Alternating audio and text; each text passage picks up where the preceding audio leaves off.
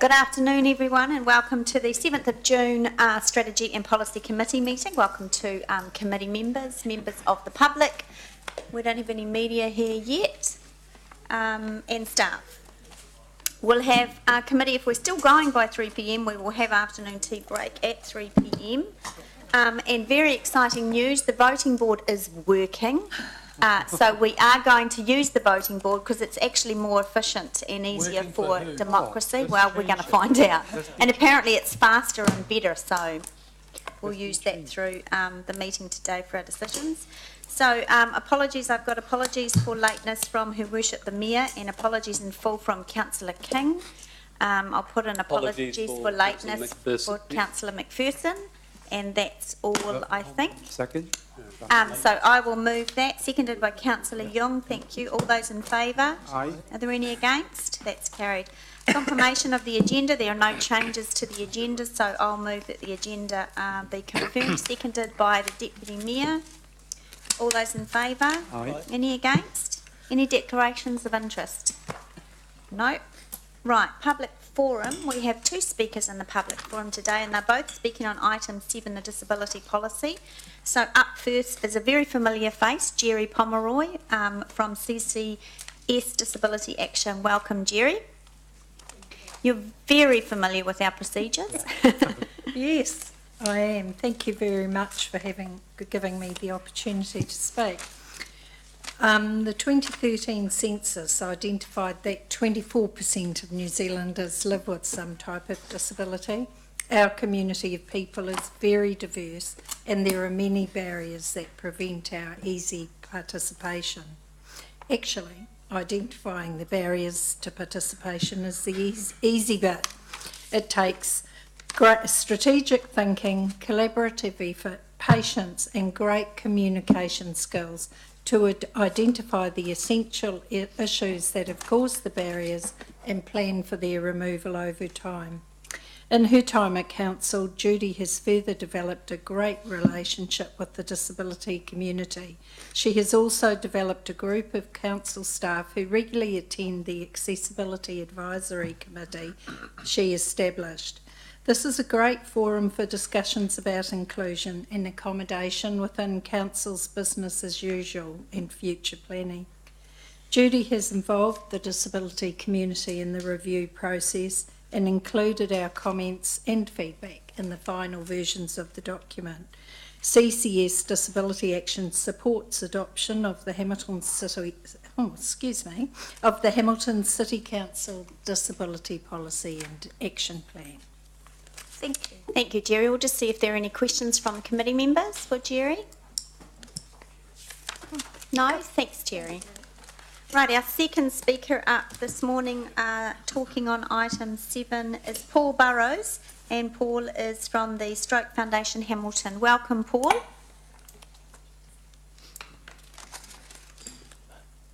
Thank you. My name's Paul Burrows. As Andrew's just said, I'm Secretary of Stroke Foundation Hamilton, which is a stroke peer support group which has been operating in Hamilton for the last 34 years. We have obviously have a vested interest in the disability policy and its implementation. We'd like to, as a group, commend the Council on the establishment of the Disability Advisor position and the appointment of Judy Small to that position. We are also involved as a group with the Access for All committee, which is part of CCS Disability Action, and we'd also like to endorse what Jerry has just said regarding Judy's input into that, her education of the people in the group about the disability policy and the action plan, and keeping us up to date on a regular basis as to what's happening with her newsletter. Thank you for the opportunity to speak. Thank you very much, Paul. Are there any questions for Paul? No, there are no questions. Thank you, Paul. Right, we're going on to item 5, page 5, the Chair's report. And this is just noting the letter from the Honourable Minister Maggie Barry from the Office of Senior Citizens. So I will move that letter be received and noted. Thank you, Councillor Wilson. Is there any debate on that? Just a question of process. Is noting a letter the same as receiving the letter? Does it make any difference? That's a good question, actually, because I had received on my report, but... Could I suggest that we both note and receive? And receive? Can we do that? Well, I mean, I know, and thank you for the good humour in that, Gordon, but I assume there's some reason why we say accepting or receiving or noting. Does it mean we agree with it or disagree with it? Or? Well, Brendan and I discussed that, and because the letter was actually written to the advisory panel, it would be received by the advisory panel and noted by the committee. Yep. Okay, thank you. Okay, thank you. So, who seconded that? Yes, Councillor me. Wilson. Thank The you, little Councillor. voice that screamed out. So, all those in favour? Aye. Are there any against? That's carried. Item 6, page 8, the minutes of the 3rd of May Strategy and Policy Committee meeting. I just have, just on page 14, there is an omission there under at the top of the page, the amendment should say amendment was Councillor King and Councillor Mallett, so that will be added to make that correction. Are there any other matters arising as to the accuracy of those minutes?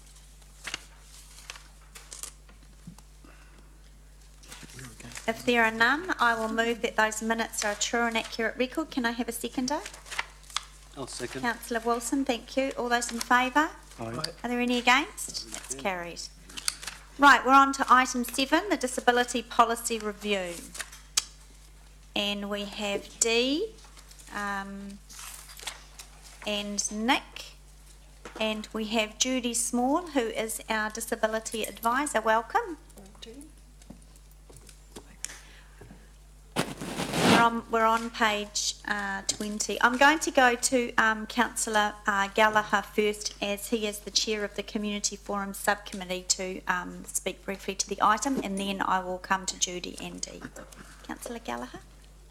Yeah, thank you. Just to reserve some comment in the debate at the end, obviously. As you'll see under item 15, this very important item came before the Community Forum Subcommittee on the 17th of February, and myself and Councillor Young as Deputy Chair have had quite a bit of interaction, obviously, with Judy Small and staff. I think our two esteemed presenters who took their opportunity in the public forum adequately, if you like, encapsulate, sum up how crucial this policy will be and is to the city. And to use a good dear colleague who talks about coffee table books and things like that, this has to be much, much more than just a nice coffee table book. And I think when you start to look at the actions, that is quite crucial. And one of the actions I noticed and one of the observations I've noticed was just, making sure that in terms of staff, people who come on board, who work for the City of Hamilton, have adequate training, have adequate background, and I think there's some really good actions around consciousness, which is very, very important. Later today, we're going to receive a report, I understand, from the Older Persons Advisory Panel, and to a degree, I think there is an interconnection in terms of a sensitivity and stating the very obvious. Those of us who think we may be able-bodied, things can change in a flash and a heartbeat. Those of us who don't expect to enjoy the rigours of chronological ageing, where, for example, we might take, for example, the ability to drive independently, when suddenly then that is taken away from us. So suddenly at that point we'll get very interested in the suitability of public transport. We'll get very interested around issues of total mobility. So what I'm actually saying is I think this is a very, very crucial policy for this city moving forward. And also I just would make a final observation, Madam Chair. We are very, very blessed in having someone of Judy Small's calibre and background. That's been quite a clinch and quite a find for us. For those of you who are not sort of aware of her CV, I don't want to embarrass her, but I think in that area, I think we are well served. So that's all I'd have to say at this stage, Madam Chair. Thank you very much, Councillor Gallagher. So, Dee, before you present the report, Judy, you were crucial in the review of this policy. Are there anything you'd like to say before we present the report and go to questions? I think the only thing I'd like to say is that we've tried to update the language in the policy, made it talk about enabling people to do things rather than removing barriers. So, bend it. Yeah. Okay. So it's showing that we're getting the next step in implementing and monitoring the action plan. So enabling people to do things rather than shifting things aside for people to do things is quite a big step forward of becoming a more inclusive city. Okay, thank you, Judy. Right, Dee, you can take the report as read, but is there anything you wanted to highlight? Ultimately, the only thing I'd like to add there is really there has been some changes from a national perspective, and so the review of the policy came at a timely manner to actually review that our policy in line with what's happening from a national point of view and ensuring that there's some consistency there. And when you look at the track changes for the disability policy, it's actually aligning and ensuring that we've got some consistency around all of the policies that we've got within the organisation. So there was a lot of old language, as Judy alluded to before, but actually making sure that our policy aligns to the national approach around that space. Happy to take some questions. Great. Okay, so we've got a questions. Councillor McPherson. Thanks. Thanks for the report. I'm looking at the last couple of pages, Dee, 38, risk nil. I would have thought there was a risk both ways, but perhaps a greater risk if we didn't have a policy like this and an action plan. It seems to be an incorrect answer, that there's quite a risk if we don't have policies that make the city user-friendly for disabled people. If I may, through the Chair, I take your point, Councillor McPherson. I think in regards to the journey that this organisation's taken since 2012 when the policy was first put in place, that's the date, that actually all the actions or work that we as a council are doing is actually now embedded as part of core business, which actually is a really positive thing. So in terms of the work that we do and what we do in regards to the decision making around ensuring that decisions made around infrastructure or whatever, that decisions are made in the forefront of ensuring that our city is accessible for all those that actually live here in our city. So I'd agree with all of that answer, but I think, and you can correct me if I'm wrong, Dee, that, or maybe members of management might, that the question about risk seems to be defaulting to one about financial risk and not about other risks to the organisation. And maybe as a culture within this organisation, we've become too focused on the money lenders, the bean counters side of things, and not on the rest of it. So it's led to not a good explanation of what risks there are if we don't do work in this and continue to do work in this area. So that's not a comment just at you. It's at the whole of the management there. I'm sure the Deputy CEO might like to take through you, Madam Chair. No, Councillor McPherson, it's a good point, so we'll take that on board and bear that in mind with future reports. But I think making sure that we get the whole gambit of risk, not just financial but non-financial. But I think the actual point you've brought up is a very good one, that there is risks to council in the city if we don't actually have a policy and an action plan from that. Yeah. Thanks. And I had one other question, Madam Chair, in relation to one of the bullet points in 42 on page 23, the accessible bus shelter and curb program. I'm a bit familiar with this because we did the first one. I was involved in that quite a few years ago. 112,000, remembering the costs that we had back then for the first couple. This will get us about, if we're lucky, 2.5 user-friendly curbs for buses. What about the other, how many hundred, I think we've got a couple of hundred bus stops. What I'd like to see, I don't expect Rome to be built in a day, but it doesn't seem to be very much, and it seems to be all fitted within business as usual. If the general manager in charge of infrastructure was here, but he's disappeared, or hasn't appeared, I would like to find out from him what is the program going forward for that, because originally the intention was we had a couple of trials on key areas, and then we were going to say, does that work? What changes do we need to make? And let's roll it out over the next few years so that all of our key bus stops are user-friendly for instance, people in wheelchairs, and not just wheelchairs either. So I can have that conversation with the infrastructure around that. Yep. Thanks. Councillor Pascoe, then Councillor Mallett. Yep, thank you, Madam Chair. I've got a couple of questions in respect to the action items that are described in the report as being off track. And the first one is item 5.1 on page 34. and that's the auditing of audits for accessibility. And I just wonder here, it states that that it hasn't happened in 2015-16 due to lack of appropriate auditors. Is this a time-critical action item that we need to be doing? Yeah, I don't think it's time critical. And we did do a couple of informal audits last year, but we found that we wanted more depth of detail. So we decided rather than asking interested people, we wanted to go to organisations and get an organisation to do the audits instead. So that's why that became off track. Okay.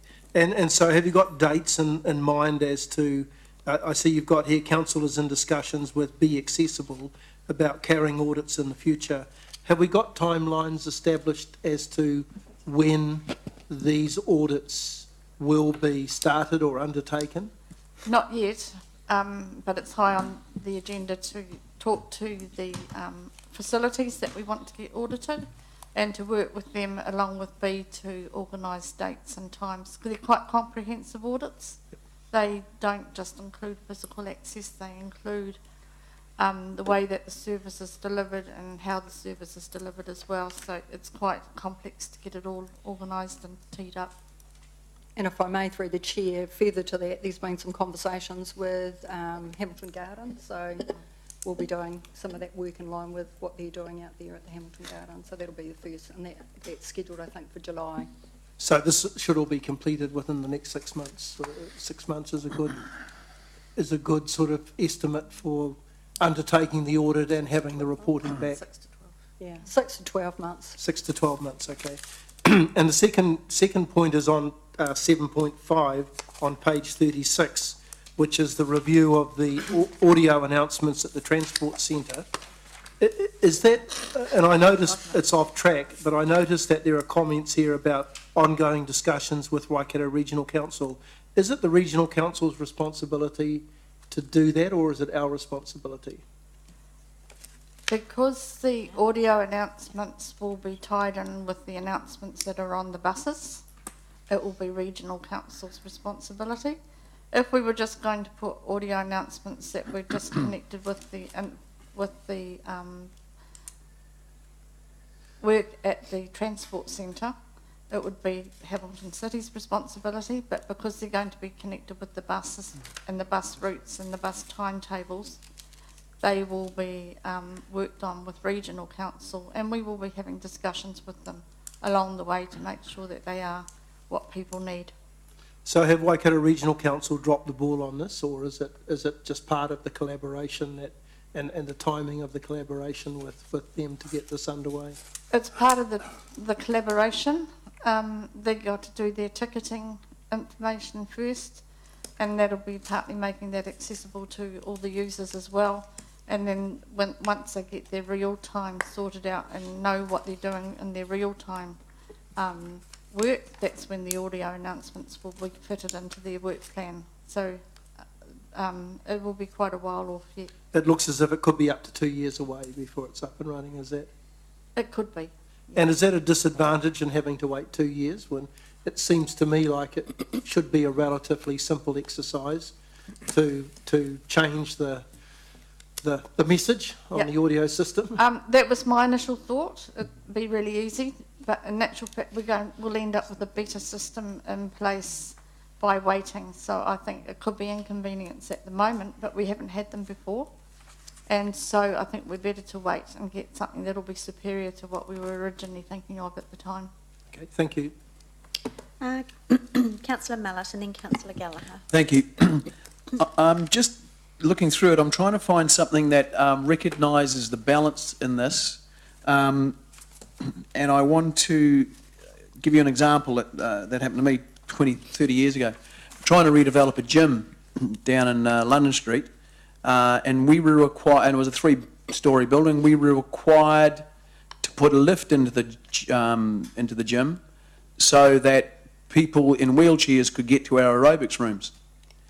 Now, the way we structured aerobics in those days, you couldn't do it in a wheelchair. the cost of putting the lift in was utterly prohibitive. We had to do it, and it got used by about probably a dozen people over 3 years.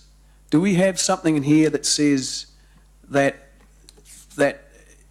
there are other factors as well? That it's not, so at what stage, where's the balance come in? Because what could have happened was that whole development, which was serving at that time 3,500 people, could have tipped over. I'm not sure what your question is. Okay, so where is in here that says that take reasonable steps, economically viable steps to make access available? Dee, one of your, I think Councillor Mallett's asking, one of the actions in the plan is talks about council-owned and run facilities, and it does mention, I'm just trying to quickly find it, you'll know where that is, and it does mention about, it does put in there, can't remember word for word where it is, but if it's financially viable. So I think that that's the check that Councillor Mallett's looking for. Do you know where that is in the plan? 4.4. 4.4? Okay.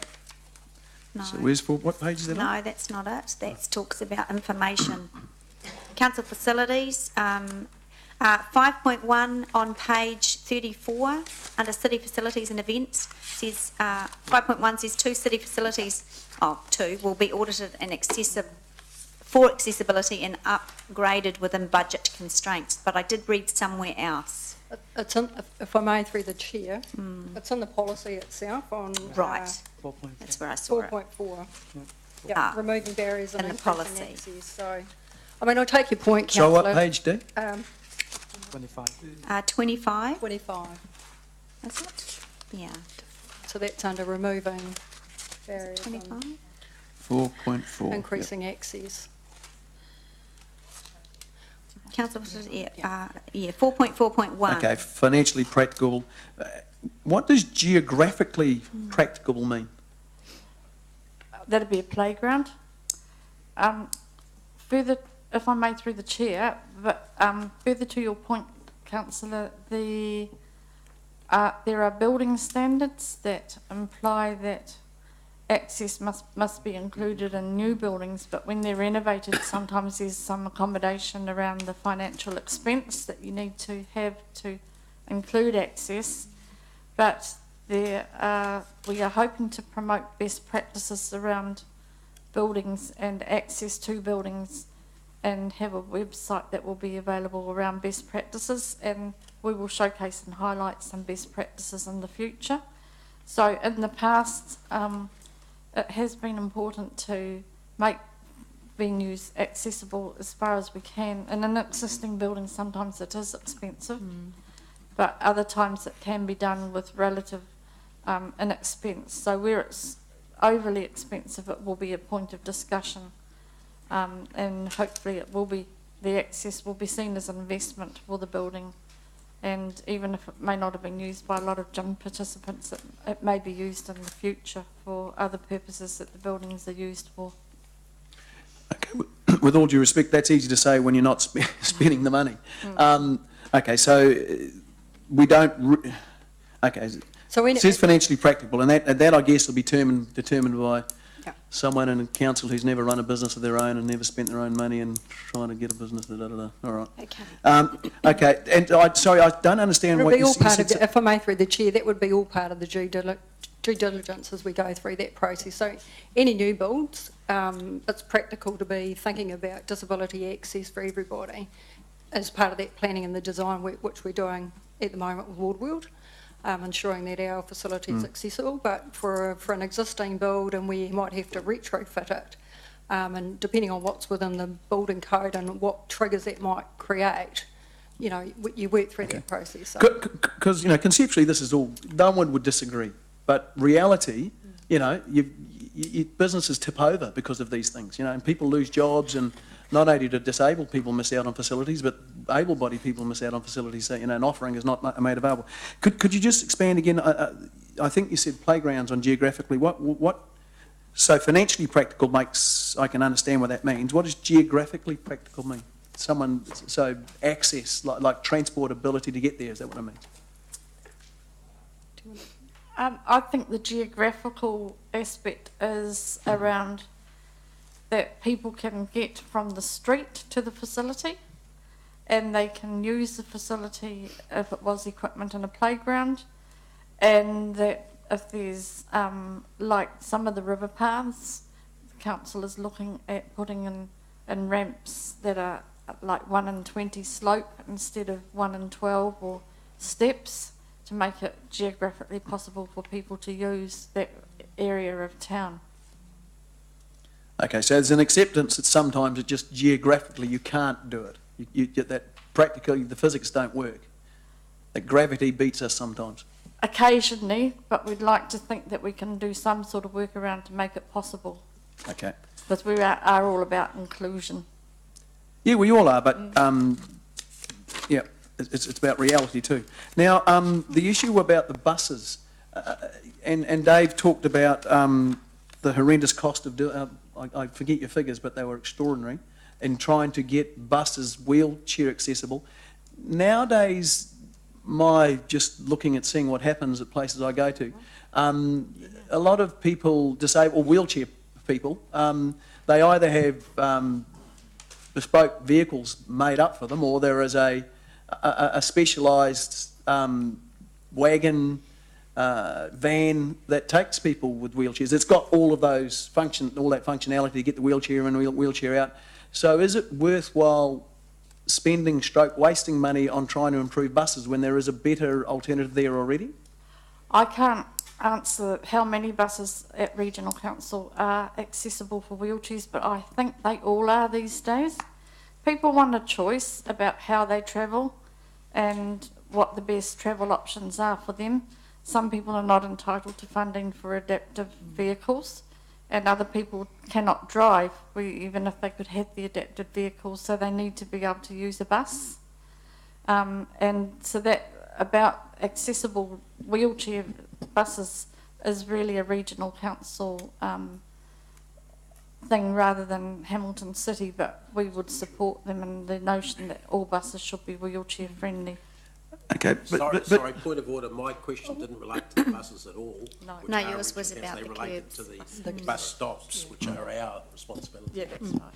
Okay, but okay, so what we're running into is, and I don't want to be disrespectful, but we need to think forward a bit. I mean, we used to use buses, and a lot of people used to use buses. A lot of able-bodied people don't use buses anymore, just because they're inconvenient. But if there is a cheaper way to get people, and a more convenient way, and I dare say a wagon with 3 or 4 blokes in wheelchairs would be much more convenient than a bus that's stopping 18 times to get you on a transit route, would be much better and probably a heck of a lot cheaper. It'd be more economical. What's your question, Councillor? I'm just saying the policy doesn't seem to take these things into account. It seems to say this is where we are in 2016. Nothing will change, and all we're going to do is use the existing technology. And I think we're actually underselling you guys. I think there's a lot more can be done if we start focusing on putting resources into some of the. And this is not new technology, but it's certainly newer than buses. If I may, through the chair, I think it's, as Judy alluded to before, it's all about choice. Able-bodied people have choices in what they choose to do in everyday life, whereas people with disabilities, sometimes those choices are taken away from them. So, I mean, this is about providing choice for all Hamiltonians that live here in the city. Yeah, that's an easy thing to say until you say, but someone's got to pay for it. Okay, so Councillor Miller, don't debate with them, just keep it to questions. Okay, well, I guess I'm just trying to... This doesn't seem to deal with the other side. There's another person on the other... And look, I'm reasonably familiar with people with disabilities, so I'm not... So there is another group of people out here who are ratepayers. Now, they can be disabled, they could be able-bodied, they could be old, they could be young, black, white, who knows? But there's an awful lot of input coming in from them, and they don't get very much input in terms of cash, their money. And they don't seem to be, we don't seem to be respecting that there are probably better ways of doing some of these things than the old-fashioned bus. But that's one example. Example. Have you considered that? Because you talk about buses, but you don't talk about any other form of, do you? Yeah, public transport belongs really to regional council. Hamilton City does the infrastructure. So where we can, the bus stops have been improved, and they've improved the bus stops that are more highly used than other bus stops. And looking forward, we're looking at technologies and how to get information out to people, and we're looking at different ways of engaging with people. So we're not just looking at the traditional ways of communicating with people anymore. As far as bus travel goes, what you suggest is a possibility in the future, but it actually would be more costly than running a bus that the public can share with the disabled person as well. And so buses will be always primary way of carriage around town until such times as we have more sophisticated transport, which will be many years to come and not in the recent, most immediate future. Can I ask you a direct question then? Are more people in wheelchairs using buses than are using mobility vans and those sorts of things? We know that we know that there's been an increase of people who use wheelchairs on buses in the last few months. So therefore they must be serving a good purpose. So what are the numbers? We don't have that information. I just wonder sorry, Councillor, I'm just trying to be helpful here, and Councillor McPherson had an earlier question around the curbs. I'm wondering if we cannot have a report come to this committee in the, which is the operational roundup that has the details of transport and stuff, and around Councillor McPherson's questions around the costing and the curb program and how that's rolled out and when and how many, etc., and how many we've got now. And then that would could also cover off Councillor Mallett's questions around how many people are using those buses at the moment, people with disabilities.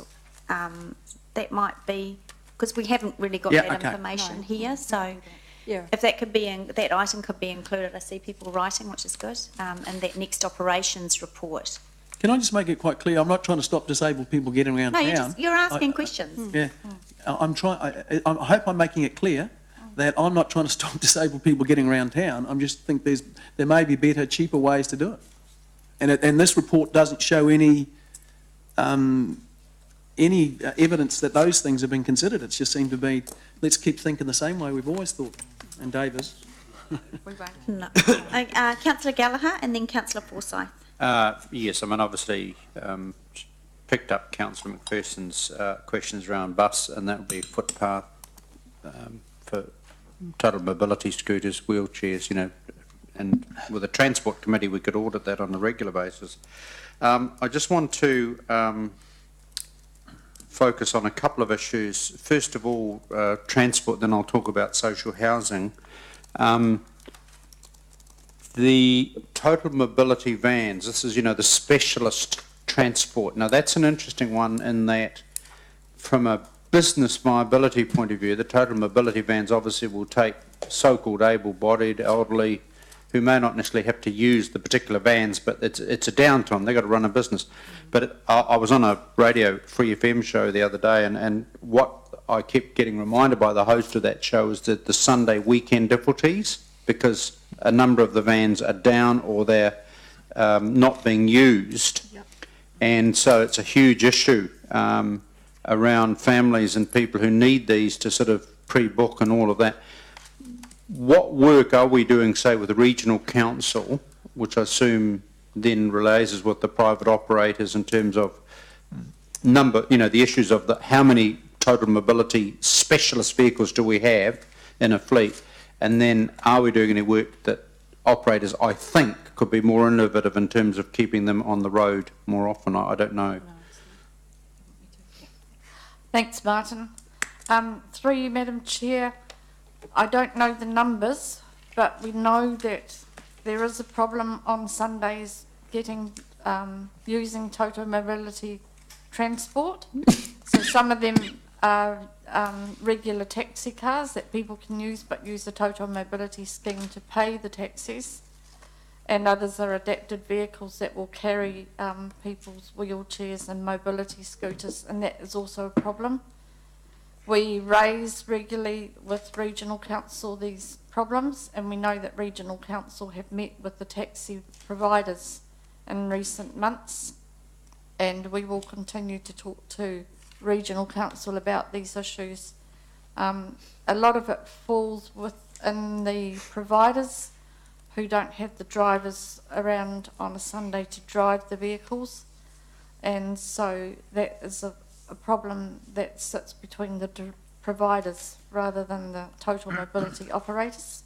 But it's a problem for the operating total mobility scheme, because it is disadvantaging people on a Sunday to get out and about and do what other people do on a Sunday, which is just relax and enjoy themselves. And I'm just wondering, and I acknowledge you and Jerry and a whole lot of you know a heck of a lot more about this than me, and you've had years and years around in this area, but what would be a good monitoring for the council, I'm wondering, perhaps, Deanne, because it seems to me that we should be across this, and whether we're, I don't know, receiving a regular report, or whether we're upping the sort of the dialogue with our regional council, because it seems to me, in terms of ability of connectedness and access, this is quite crucial, that if people are literally cut off over the weekend, because, you know, it seems to me it's a problem that we need to do more work around solving, and I don't, trust me, you guys probably know the answer much better than me, but it just seems to me that we, as a council, should be, you know, in the loop on this. So if I may, through the chair, I mean, I think, as Judy alluded to before, you know, the ongoing conversation with Regional Council and, you know, ensuring that conversation's been lifted to a level that actually there is some oversight there, and continuing to kind of keep that conversation in the forefront. When you're kind of managing with two additional external parties that have a differing view, perhaps, that is a challenge in that space. So we'll continue those conversations with Regional and getting them to apply the pressure with some of those providers that actually provide information. There's a swack of actions that come out of this. I might later I might add to some resolution that we get some minute note of that. It just seems to me that occurs to me as significant.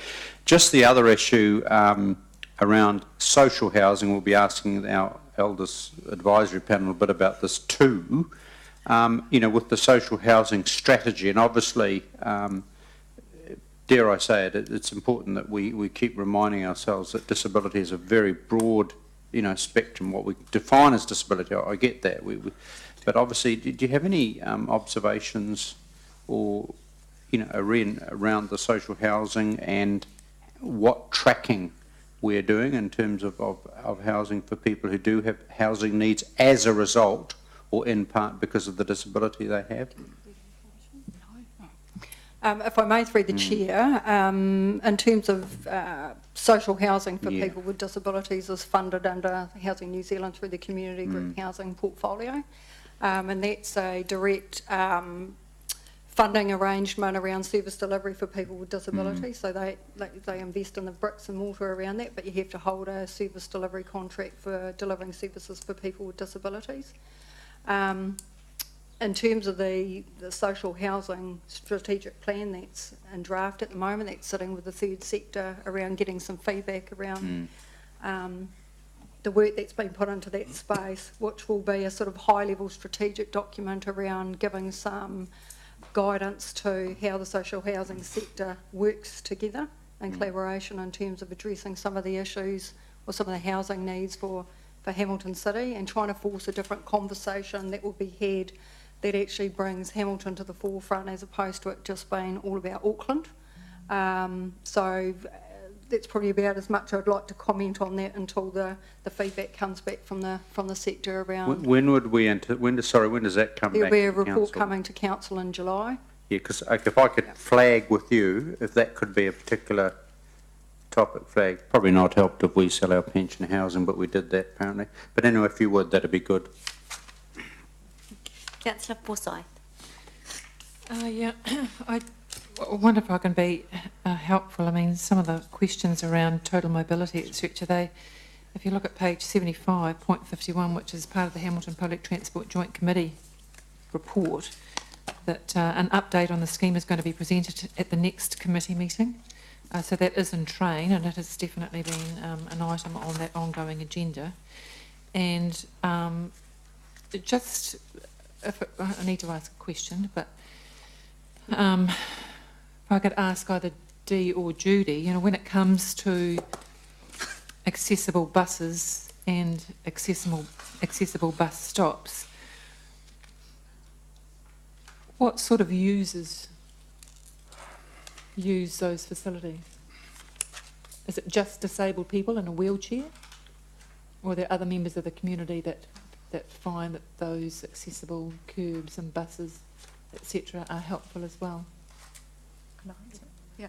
We, through you, Madam Chair, we would find that if something is made accessible for people who use wheelchairs, that you'll find that older people will benefit and young mums with pushchairs will benefit, and also parents with perhaps younger children who may be on the edge of physical disability would benefit from it too. So if there's a choice of a steps or a ramp, and you'll find that most people will probably go up the ramp because it's just a little bit easier. So I think that the Transport Centre has done a good job of making the curb level with the bottom step of the bus, and it's all sorts of people that give you feedback about, isn't that good? And so that's where it helps many more people in the community than are identified as needing help. Thanks, Judy. That was probably what I would have assumed as well. And look, I think that accessible bus stops will probably be picked up in that regional report, but at the end of the day it comes down to what we've budgeted or what we've allowed in our budget for that kind of operation, and I think when Chris is here he'll be able to answer those questions. Councillor Young and then Councillor McPherson. Yeah, I did ask the question last week, but I'm still not quite understand. Now, when you look at bullet point 42, the business unit responsible for implementing the policy, all those are the budget line there. That's come with a total of 332,318. That's the same financial status at the front cover. But I do have another question follow on with the item 8 about the same amount is showing up twice. That's, I need to understand what. Yeah. Okay, so if I may, through the chair, a question was asked around what are the financial and resourcing implications for implementing both the disability policy and also for the older person plan. And the older person plan, yeah. And given that my unit works across the organisation, it doesn't just work in one space, trying to extrapolate out, say for instance for the disability plan, specific budget that is aligned specifically just to deliver upon the disability action plan is very difficult. So the figures that you see here, and yes, they are the same for both the older person's plan as well as disability, and basically they are the work programs that are being set through the annual plan budget. So ultimately it's trying to give some visibility, but actually trying to extrapolate out how much has been allocated for disability, how much has been allocated for older persons, how much would be allocated for youth. Very difficult to do. So what we've done is we've actually captured what the work program budget is in the annual plan.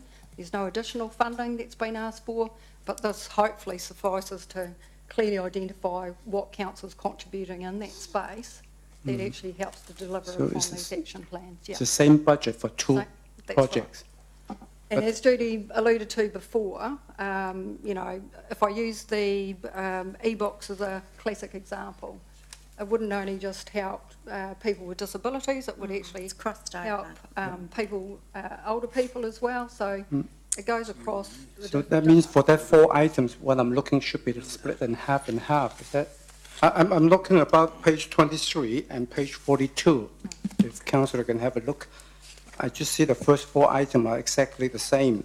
But when you come up, add up the total amount will become $600,000. So is that how, I'm not. So no, it shouldn't be split in half. No. The work program is, as I explained before, they are the work programs. So The city safety signage is another classic. It goes across a whole range of different activities. So for me to extrapolate out specifically for every activity for this plan, for another plan or whatever, very difficult to do. So what we've done is just captured what the work program budget is. Probably not that clear, but I can't, in terms of actually coming up with a quantum around specific hours allocated or whatever, or specific signage for that particular area, it's very difficult to do. All right, okay, thanks. Thank you. Councillor McPherson. Yes, a couple of questions arising, and just starting on that last point about the budget on page 23 there that Councillor Young was talking about. Looking at that, there's nothing new. This was all planned anyway. Did the Disability Action Plan group that was looking at that, the report writers, ask any part of council to come up with any new expenditure or new items, or was this, did you just ask them, what are you already doing? It seems to me this was the opportunity to ask for improvements, and I'm not sure that anything was asked for, because certainly nothing extra has been added. If I may, through the chair, no.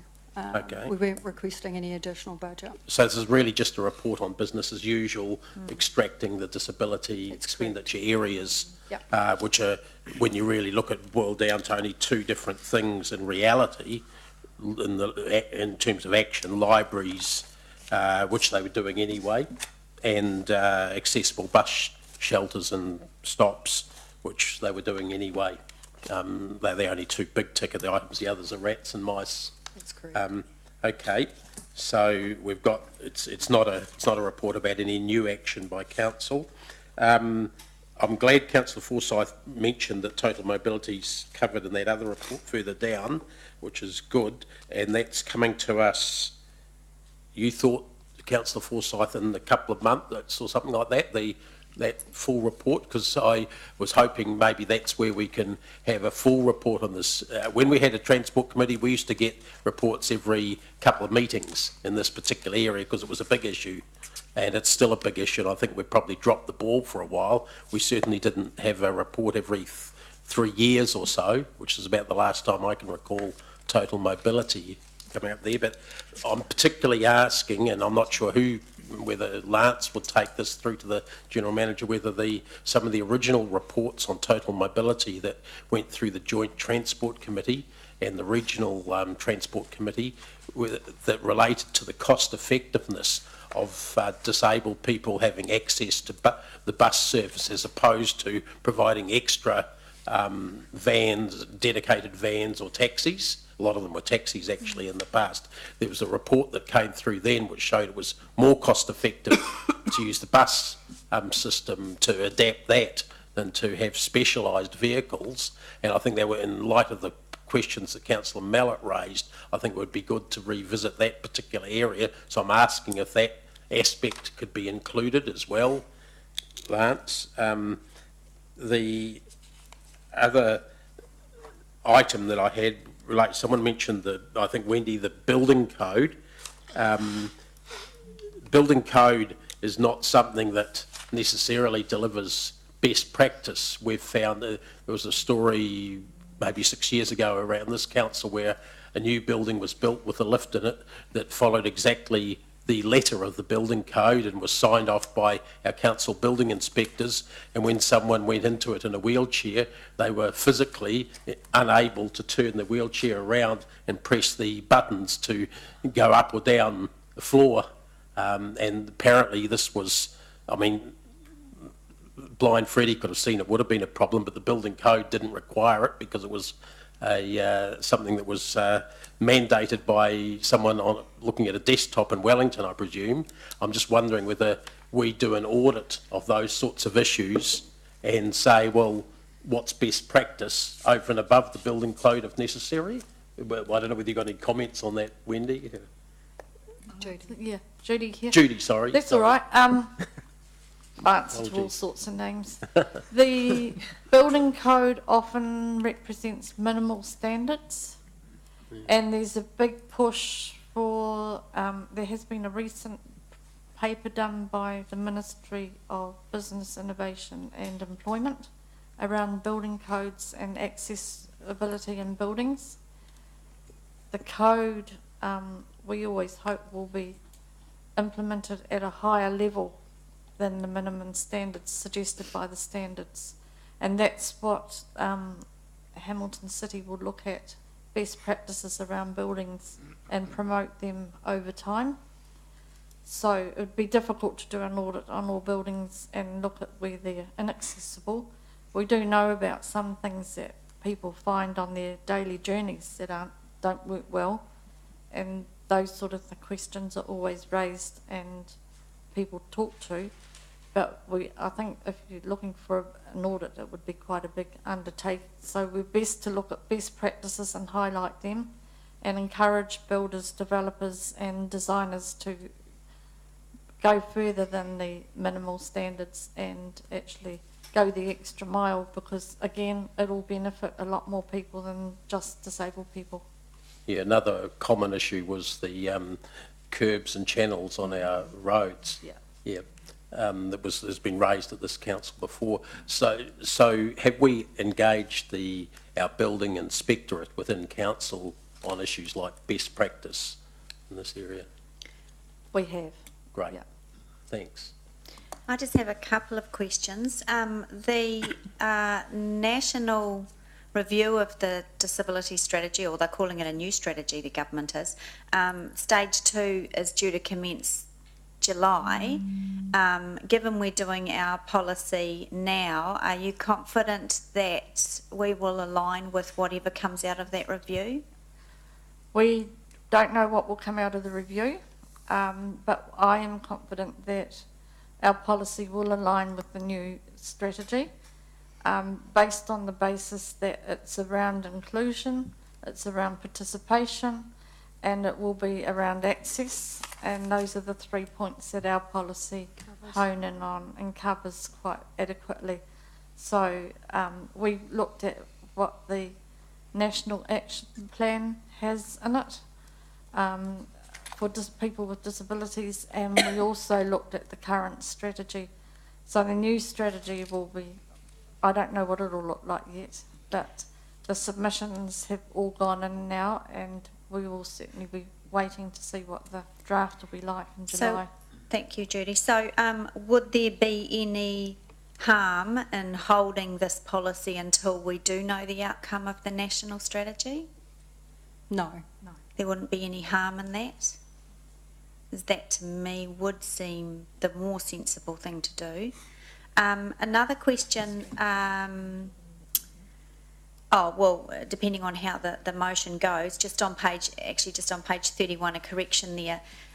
You've got monitoring and implementation right down the bottom, the track changes in a box there. You've got the performance against agreed actions, etc., will be monitored and reported annually to the Strategy and Policy Committee. I think that should be replaced by the appropriate committee, given that a new council could, the structure's up to the new mayor, and there may not be a Strategy and Policy Committee. So just change that.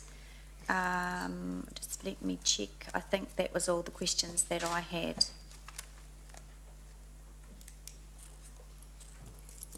Yeah, it is. So are there any other questions? Okay, Councillor Mallett. Sorry, just following on Philip's question, I'm just not quite clear. There's on page 42, there's $329,918 cost for the older person's plan review. On page 23, there's $32,318 for the disability plan review. That totals $653. Is that the total cost of both work streams? Is it? Is that the cost of both work streams? No. So if I explain it again, sorry, through you, Madam Chair. Mm-hmm.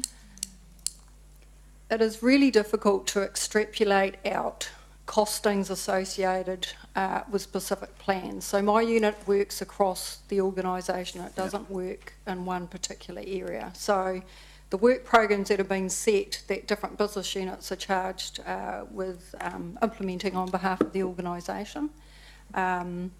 This budget is reflective of what is actually in their work programs that actually gives effect to the Disability Action Plan, but also gives effect to the Older Persons Plan. So why don't you split those costs between the two plans? because it's not exact science to say that half You just the work off budget... worksheets, don't you? How much time did you spend on that plan? How much time? Well, no, I don't account, or my staff don't account for every 15 minutes of the day. So that's my challenge that I've got. The organisation probably will need to come up with some formula around how we would extrapolate the financials to allocate to different budgets, but at the moment we don't. But then, Dee, what value do these figures have at all then? Can I just jump in there, Madam Chair? Mm-hmm. The ones that Dee's is alluding to, like the library's large print and e-book collections, that's the 187,000 out of our around about $1 million for collections at the library, which are hard books and e-books, and you'll understand that e-books are increasing and hard books are decreasing what we buy with change in technology and people's reading habits. So that's the overall cost for those sorts of things. For us to actually extrapolate out how much of that is related to disabled people using those e-books or those services is very difficult. So we've put the lump sums in there just to show what the lump sums are that are related to the delivery of that particular plan. The things which are specific to the particular plan delivery are the staff resourcing, the consultants' costs on page 23. So 4 of those items are similar because we find it hard to extrapolate those out from those programs that run across both of these plans, but even beyond these plans. So we'll put those in there, and then you can the other costs are specific to the delivery of these plans. I know it's a little bit confusing, but we just thought we wanted to let you know what are the costs involved, even though we can't actually extrapolate out on some of those items the specific amounts for each plan delivery. Okay, I understand that, but okay, that just makes it very, very difficult to try and assess performance and cost and things like that, doesn't it? Okay, right.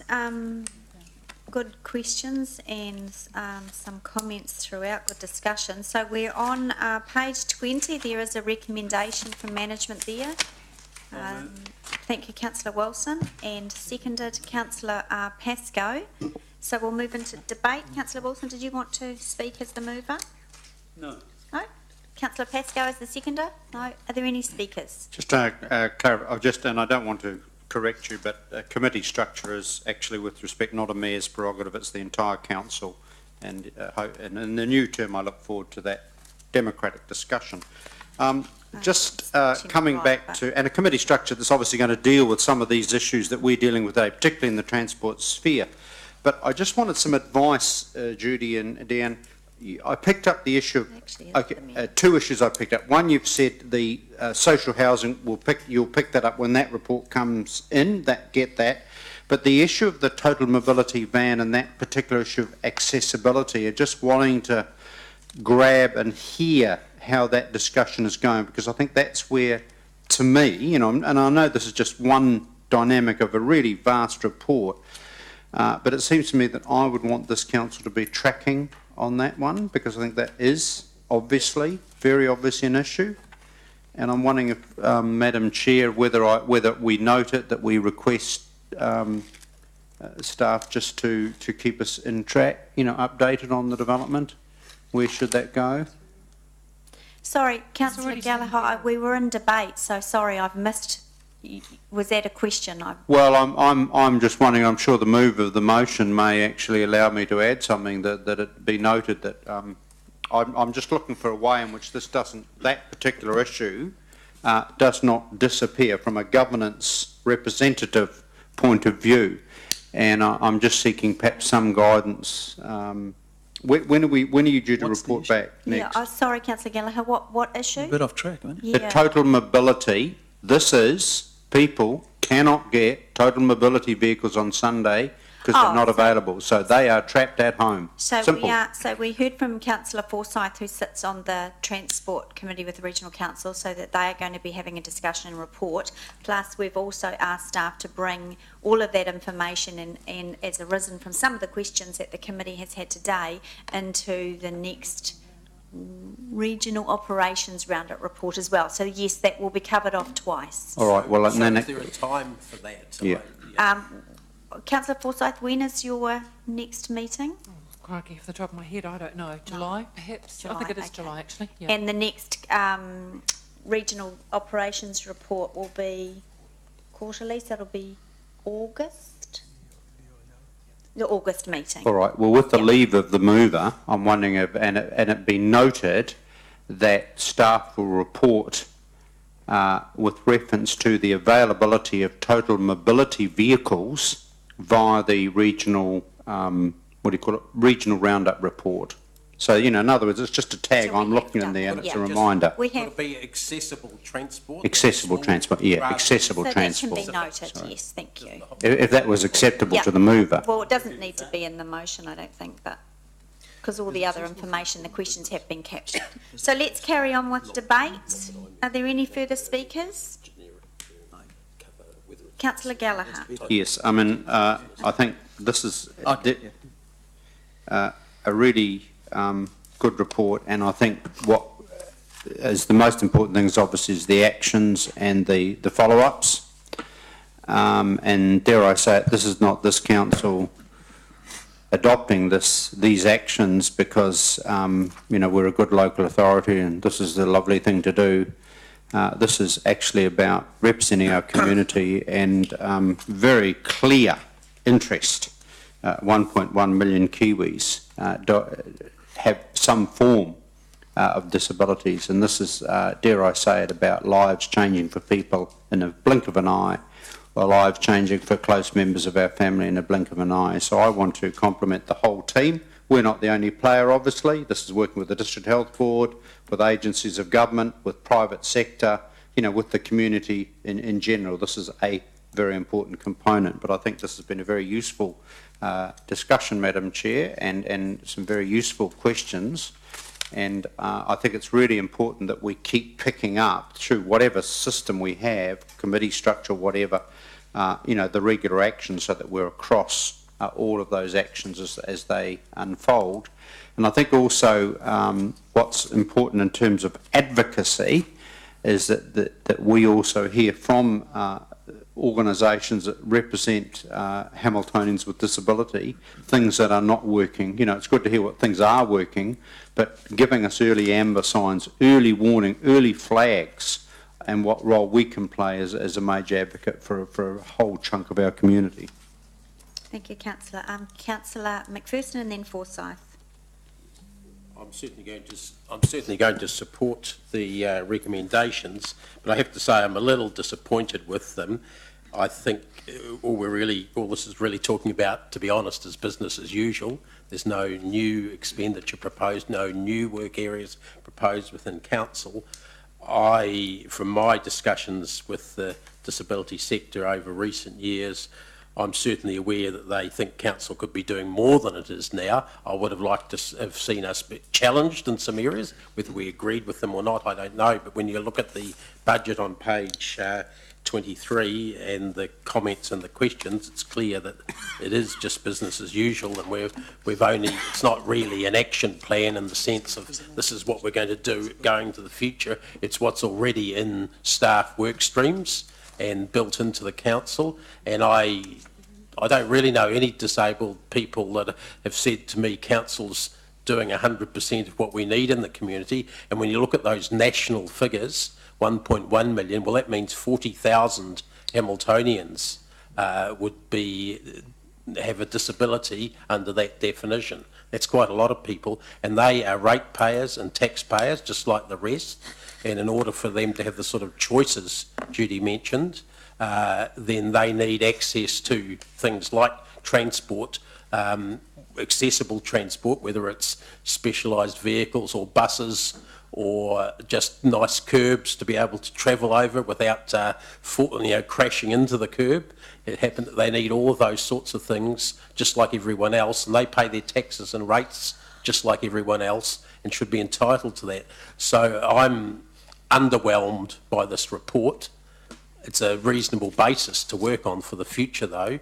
The other thing I would say in relation to the pushing off to the regional council of some of the issues that are in some of the answers to the questions before, I would say that's exactly the wrong approach. To suggest that's the regional council's business. We'll leave it up to them and we'll get some sort of report later on. My experience with the regional council and transport shows that they will have to be dragged kicking and screaming to any table in that area, and then they'll do quite a good job of implementing it, provided we do quite a good job of advocating for it.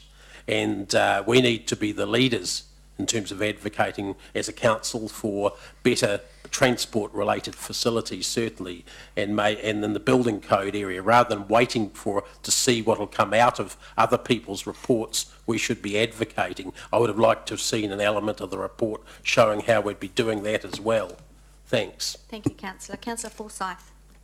Yeah, I'll be voting to support the recommendation. I think it's a great start.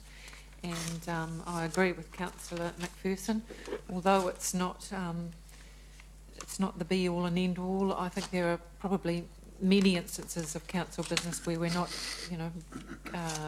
ticking every box, but I think it's a great start and it's a step in the right direction. And I think it's actually difficult, given our constraints, to be doing everything that everybody wants all of the time. So I'm really pleased with the start. And look, I think in answer to Councillor Gallagher's comments about having a voice and having a disabled person's perspective, I think that we do pretty well with the advocate that we work with on the regional, on the Joint Transport Committee in the form of Jerry. And look, she is there batting for disabled needs, for a disabled voice. She's certainly really made the needs and world, I suppose, of the disabled person a much more transparent and a much more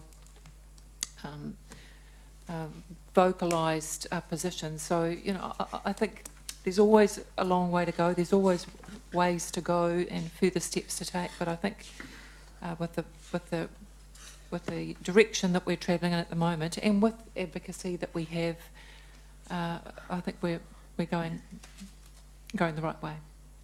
Thank you, Councillor. Councillor Mallett. Yeah, I'll support the recommendation, but I have to say I'm not very thrilled with the quality of the report.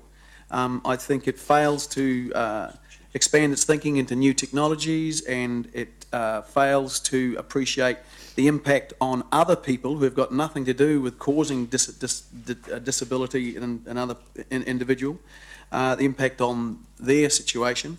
And I'm also really concerned by the definition of disability, which goes to the whole crux of the whole matter. I mean, it's peppered through the report, but it's disability is the process which happens when one group of people create barriers by designing a world only for their way of living, taking no account of the impairments other people have.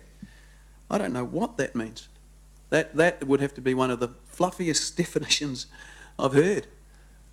Does that mean if we don't build the right churches, or what does it mean?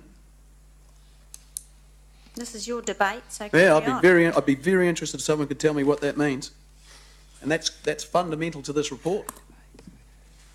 Something out of the Department of Fantasy words, I think. Okay. So I'll just say a few words. I'm very happy to support this. I do think that possibly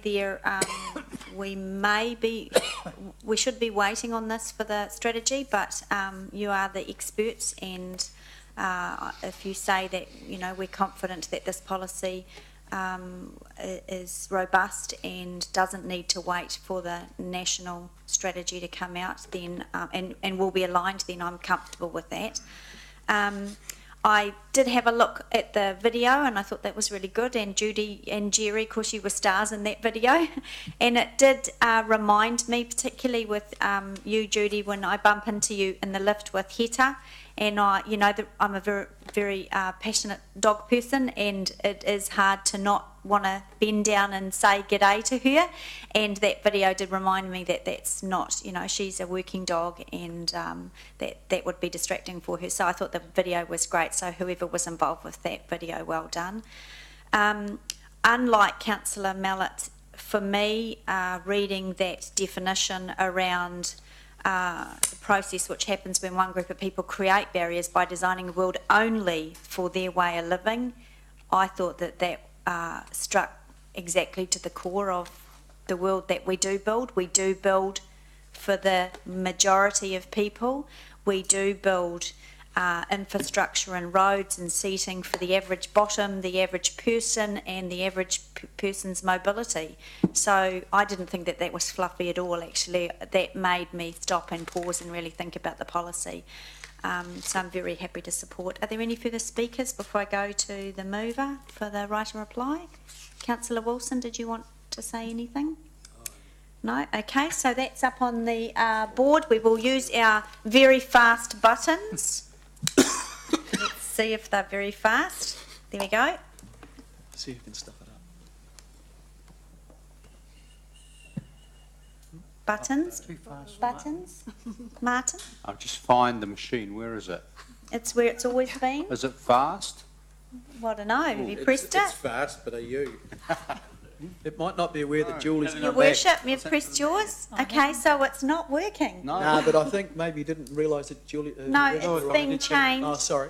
Maybe you Oh, have. Chair, that just reinforces why we're getting a new system. Well, just use your hands. Look, we can Did do you this. press Let's the do this. button firmly? Yeah. Yeah, that's right. Hear that. Interestingly, I do know how to push the button. We did that we did want to use the board because I was told it was fixed, and we did try it before, and it also does help democracy. It's a more efficient Why don't you system. just raise your... It's So, raise your hand. all right, so just let the chair finish speaking. So all those in favour, please raise your hands. It's not working right now. And any against? That's carried. Thank you. Right, thank you very much, Dee and Judy. Thank you. We don't have a long one.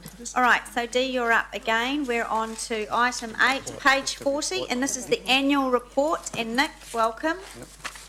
From the Older Persons Plan. So this is the first time the report has come to us reporting against the measures and the actions, etc. So you can take the report as read. Dee, is there anything you wanted to highlight in that? No. Okay, we'll go straight to questions from the committee. Councillor Gallagher?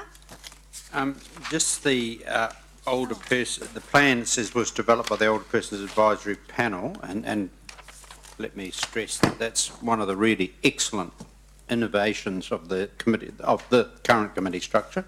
It's a good, but I would have thought they would have been here today. I mean, what I'm just trying to relate their role. You're reporting to us, and I'm just trying to get a balance between they as a key advisory group and not having any representatives from them as against, do we have any reps? Were they coming or what? If I may, through the chair, no, Peggy was unavailable today. But there's other members. I mean, with respect, so what I'm trying to tease out here, you've got an advisory panel, that's crucial. Respect the chair. For good reason may not be here, but I'm just trying to think.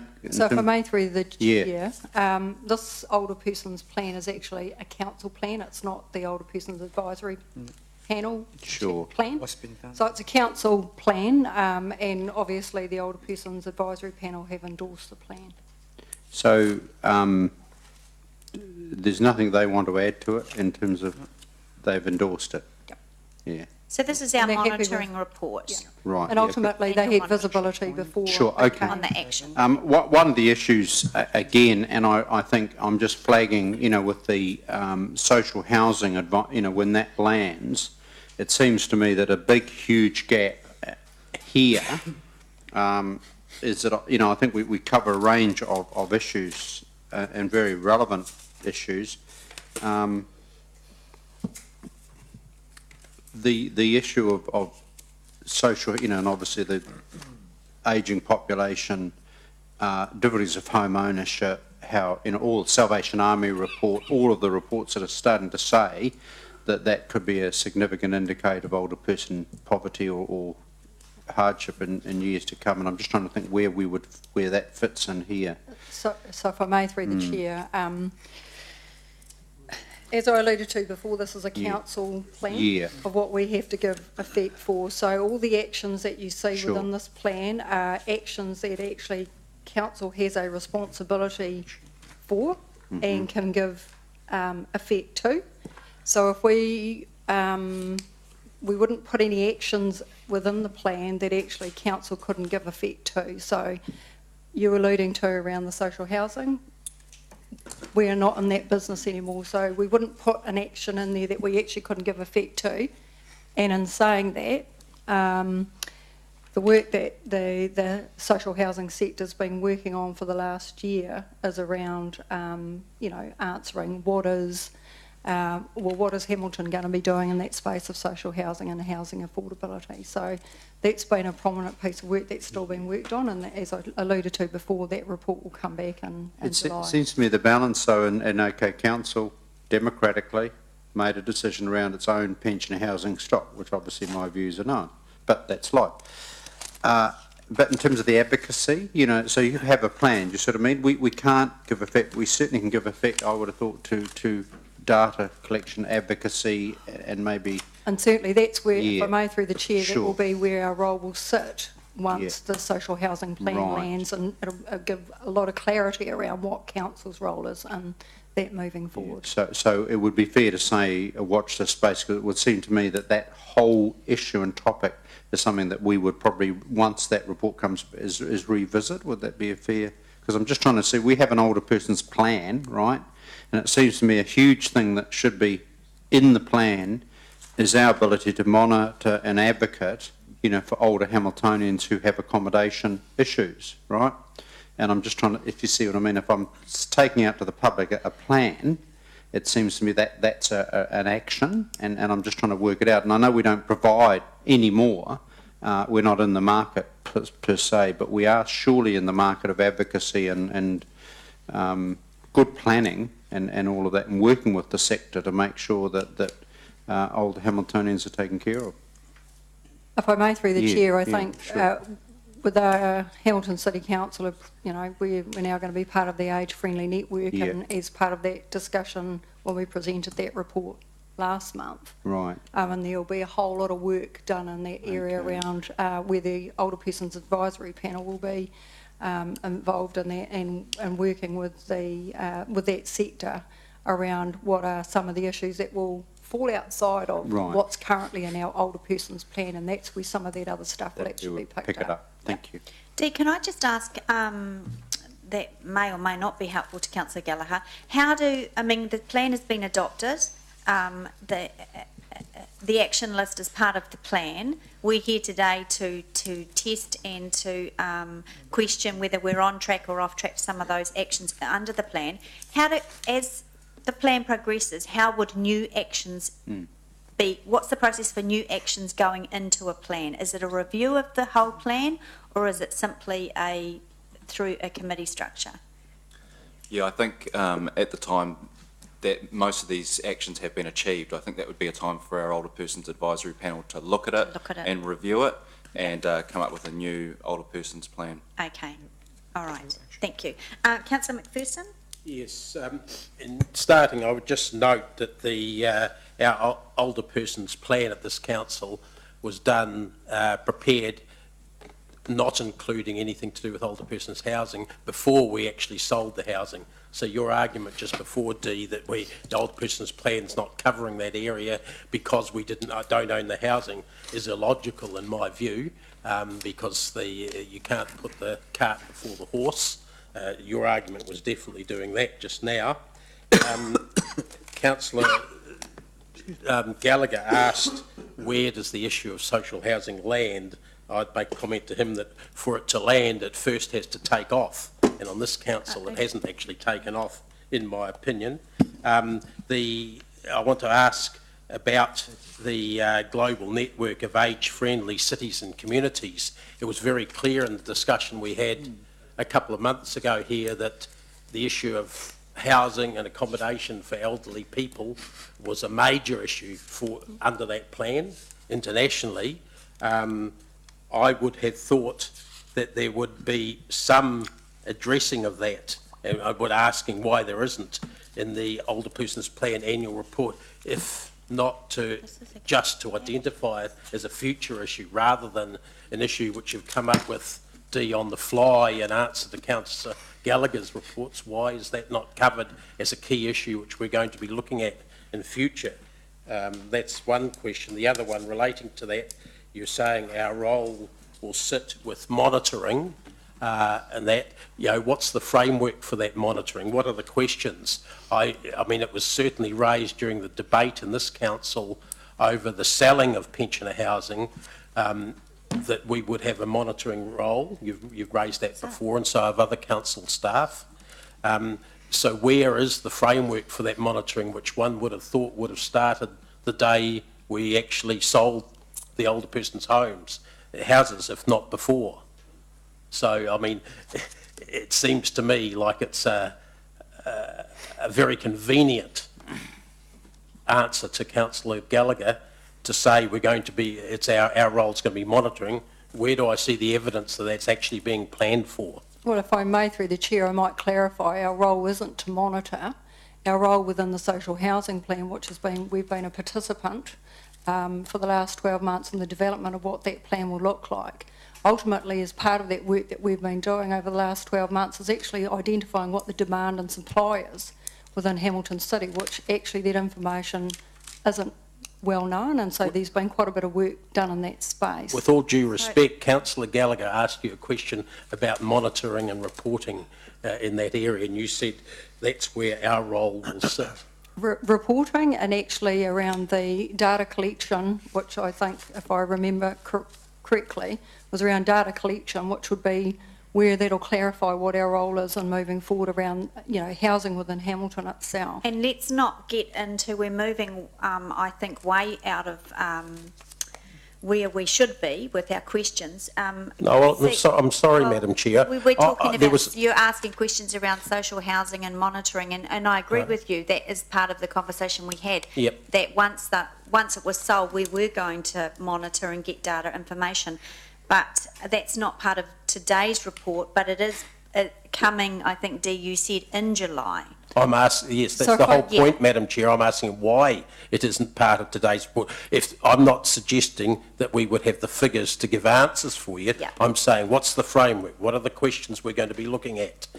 Surely that's part, or ought to be part, of an older person's report. So if I may, through the chair, just to clarify, so there will be a report, I understand, coming back through the Finance Committee around the sale and purchase agreement around the sale of the pensioner housing. Will actually cover off some of that stuff around what's still happening within the social housing space and how many properties that they've still got within that space. And that'll be an ongoing monitoring and reporting, I understand, for the life of that contract. So I don't kind of want to cloud that report going, that will talk about the sale and purchase agreement with the social housing I'm not plan. referring to the sale and purchase agreement. I didn't raise that point. That's not the question I was asking.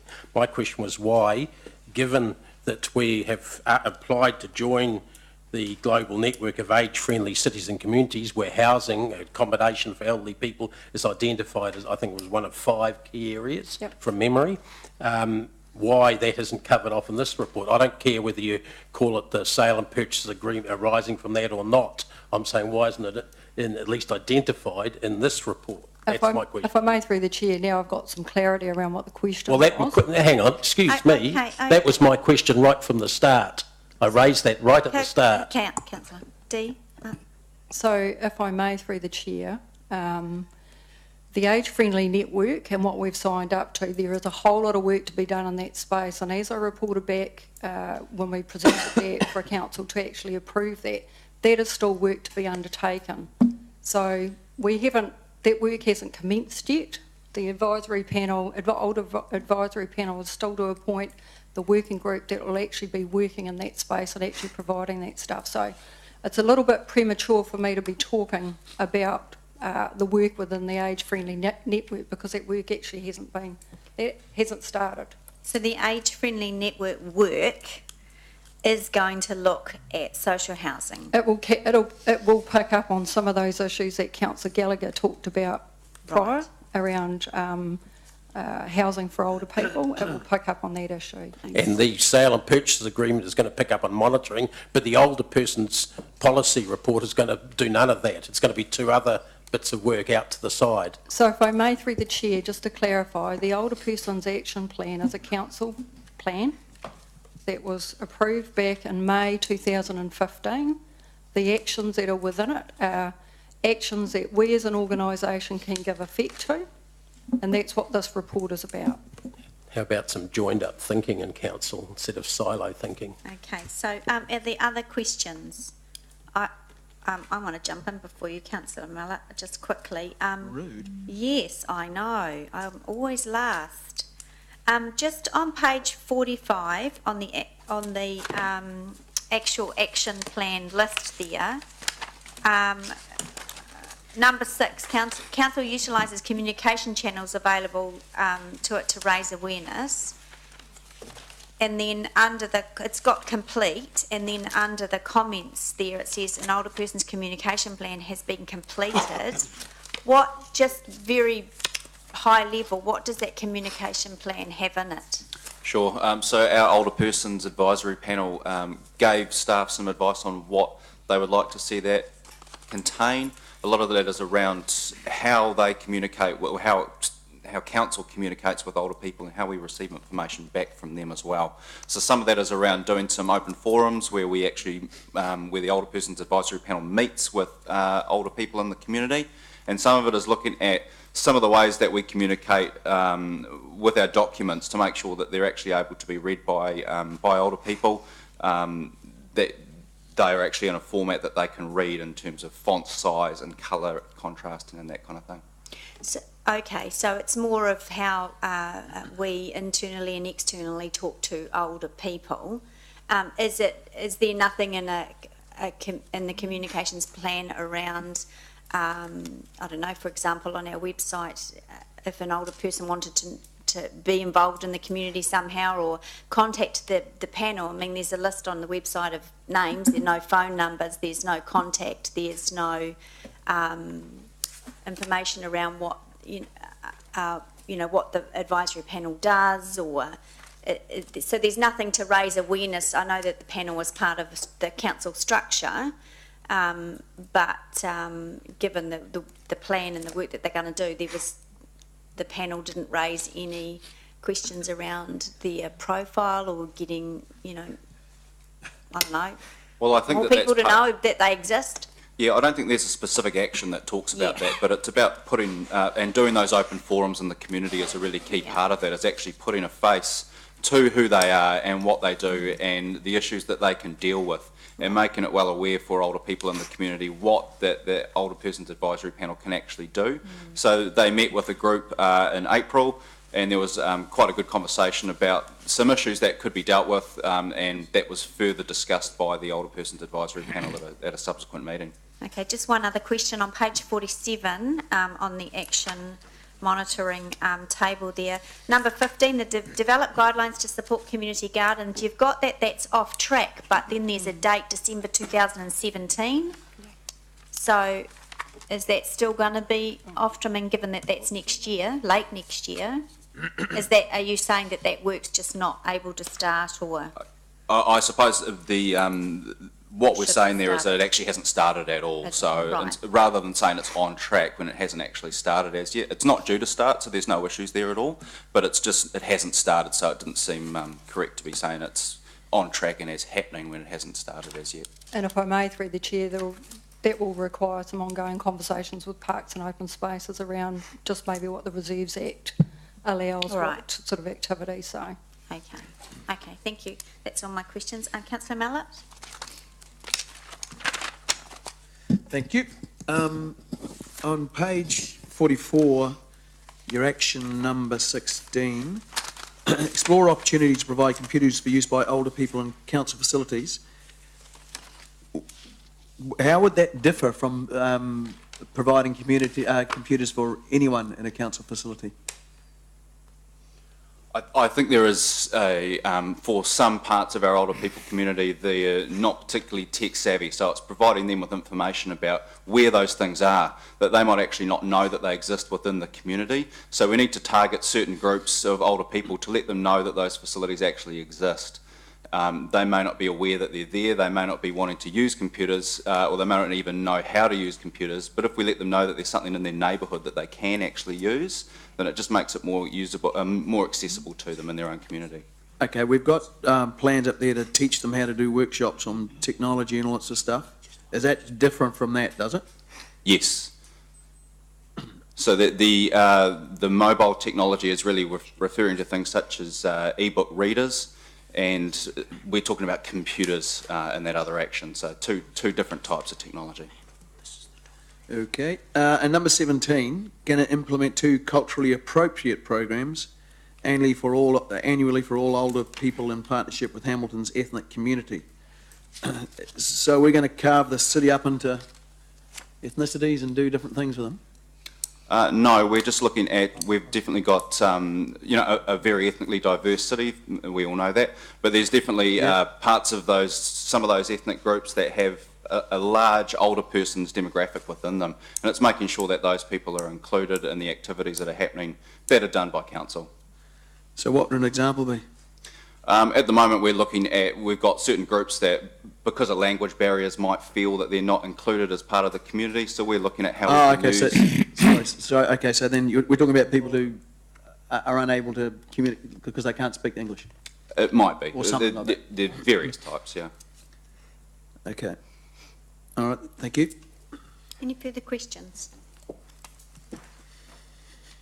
Okay, so there is a recommendation on page 40. I'll move, Madam Chair. Thank you, Councillor Gallagher. And seconded by Councillor Young. So Councillor Gallagher, would you like to speak on the item? Yes, I would. And notwithstanding some of the robust discussion, I compliment our staff team on the work of advocacy they're doing in this area. And I also note that there are some sort of critical and key actions, and I think action 4, just taking one example, around the, we're talking about accessible bus shelters, footpaths, walkways, etc. That relates to people who have disability in the mobility area, relates to mums with prams, pushchairs, so there's a win-win. And that's why I was sort of relating before this particular strategy with the disability strategy in terms of a lot of things that everyone in the end gets a benefit from. I do think personally that as a point, it's my personal view that one of the good things of this council is we do have hand-picked advisory panels, and we hand-pick them because of the expertise, and I think we need to actually use them more. And I think today, for example, they would have enhanced if they could have had representatives or 1 or 2 from them, just to be with you. So I acknowledge this as a staff report, and this is not just targeted at the elder, it's just across the board. I think we do need to engage and use our advisory panels more when relevant issues come up, so that they're at the bottom of the table. I think we've had a direction of travel with regard to the social housing issue, and what I'm looking for in terms of an older person's plan is to fine-tune, colleagues, our advocacy advisory bit. And those of you who went and attended the Salvation Army presentation, certainly via the community forum, but the one they did downstairs, and other articles, one of the consequences of declining home ownership stats is going to be an increasing proportion of older people who don't own their own homes, obviously, and in time who are very vulnerable and at the mercy of the rental housing market. And the Minister herself talked about elder abuse and social isolation and all of those, and one of the critical factors is the quality and location of accommodation, which is a complete range. I get that, and I think that we will need to do more work as a council advocating for those older Hamiltonians who may have genuine and serious accommodation issues.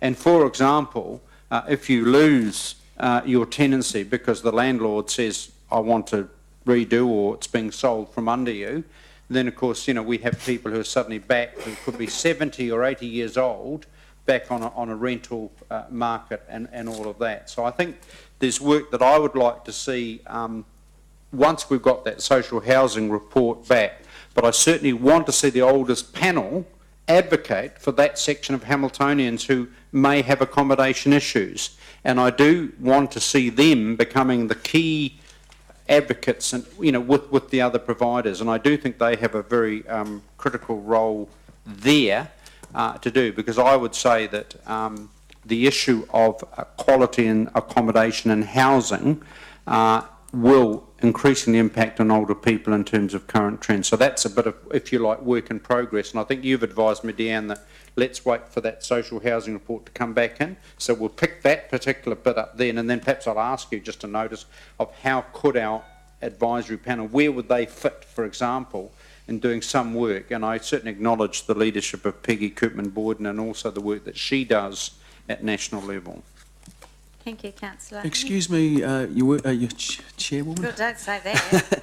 I have to excuse myself. I've got a broken-armed son. Okay, thanks, Councillor. Oh, no, it's the same one. It's good. Councillor McPherson. And another reason for a good disability policy, Kerry. I've already got one of them. Councillor McPherson. Oh, right. Sorry, that wasn't Sorry. my speech. I'm glad that Councillor Gallagher raised the issue of social housing and housing for elderly people as the main point of his speech in support of this. I certainly agree with all the points he raised. I, however, draw a different conclusion. I'm not going to support this report. I didn't support it last year because of the glaring, gaping holes in it relating then to housing and health. They're even more gaping this year than they were a year ago. I would say to Councillor Gallagher, if you're waiting for the committee in future to do some good work and analysis in this area, I'd say don't hold your breath. We haven't seen it in the last year. I doubt that we're going to see it in the next year.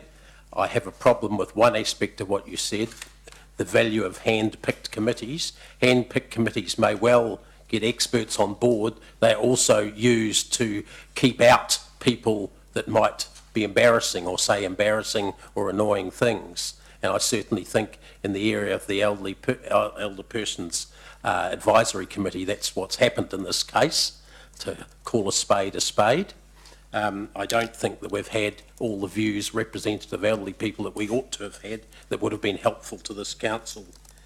As far as I'm concerned, the Older Persons Plan annual report follows the plan itself and represents a particular political world view.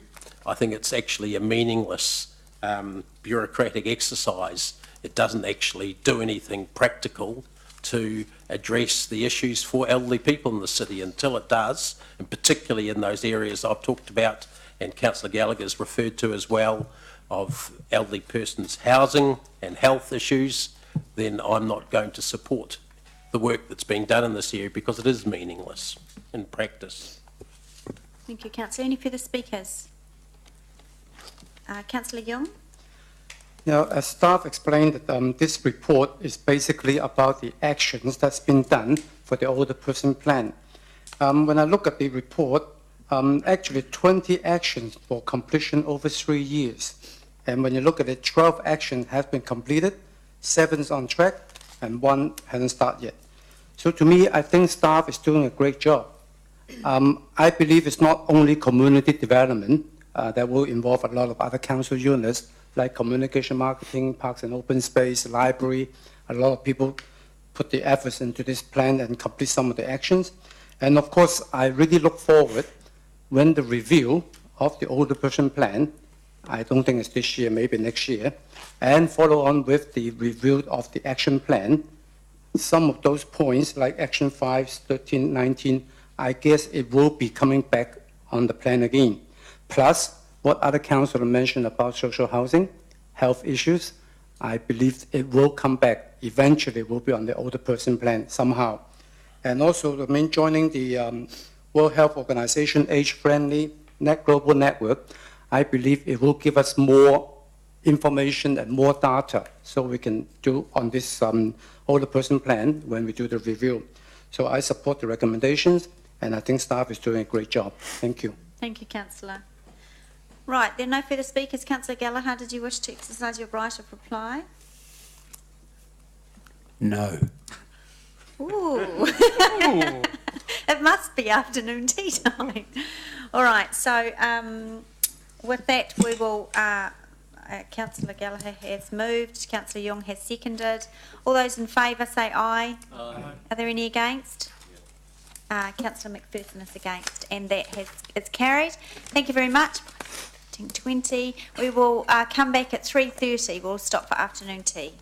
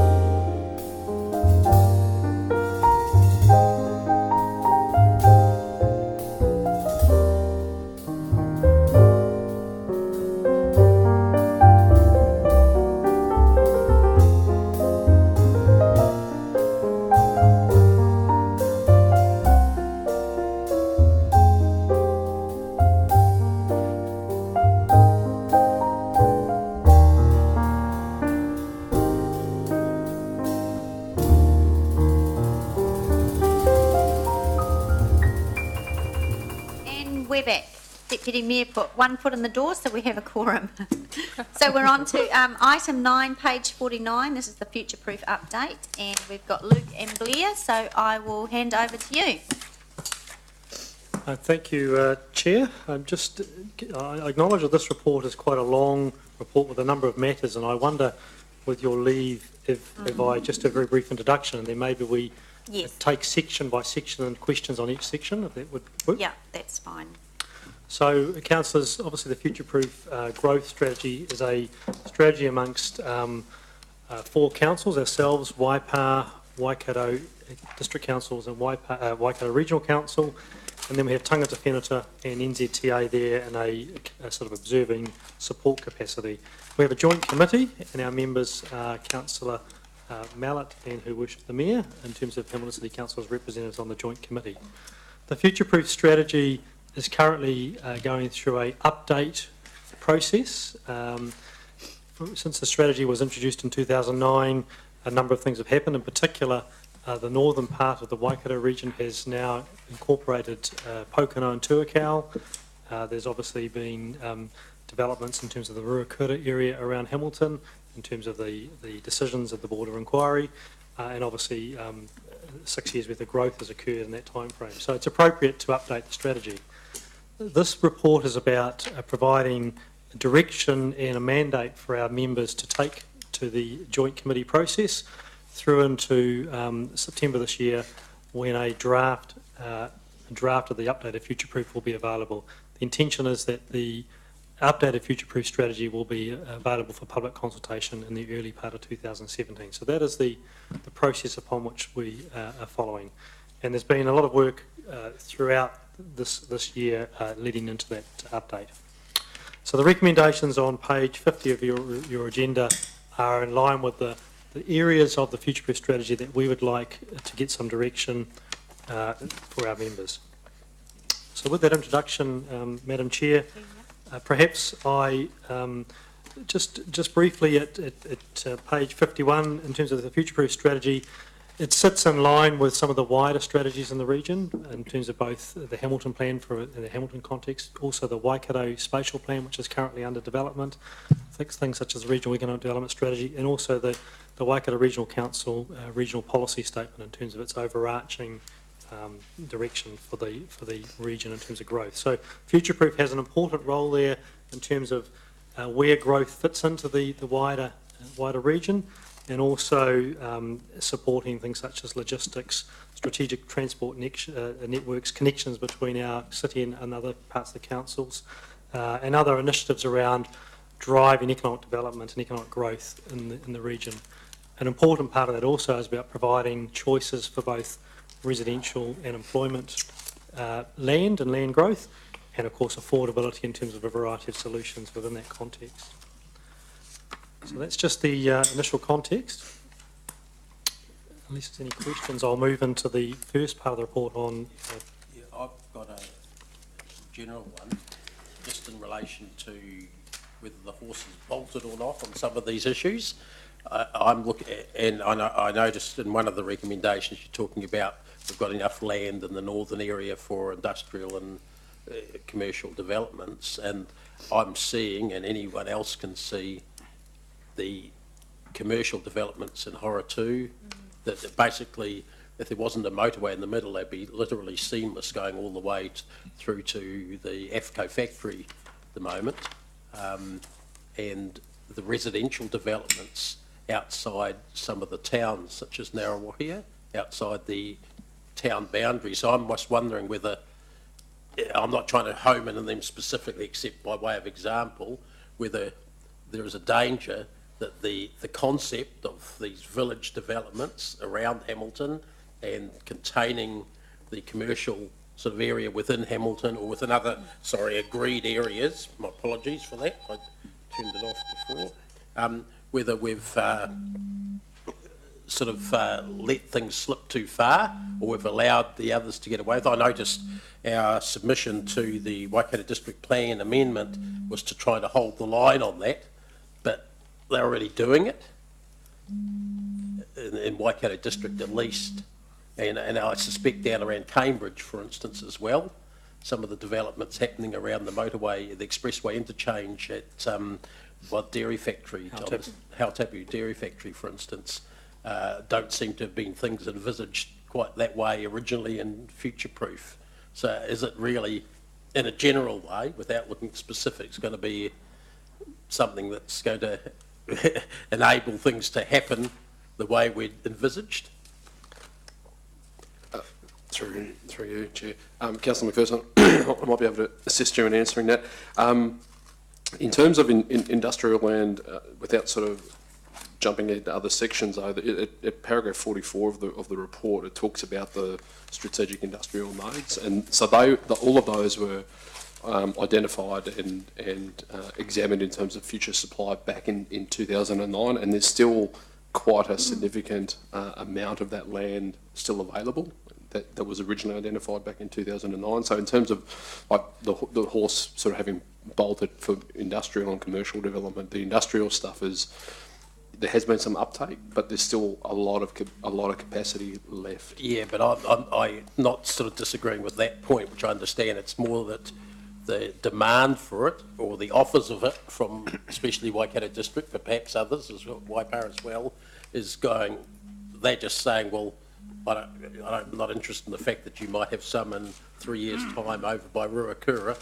This land in Horatu has been offered to me by the local owner and approved by the local authority to use right now, so I'll use that. Thanks very much. Yeah, and that's fine. There's the land that's, say for that example in Horatu, like it has been identified in future proof, so it's sitting in Waikato District and it has been identified as a strategic industrial node, and the mechanisms by which that land comes online is through the regional policy statement, and in that there is provisions allowing for the flexibility in terms of the staging and timing arrangements around that. So I suppose in short answer is in terms of industrial land from Hamilton's position, and at this point, until we get new analysis, there's sufficient capacity, there's sufficient land available from a demand side, and that's been borne out by some of the accompanying analysis attached to the release of the draft national policy statement on urban development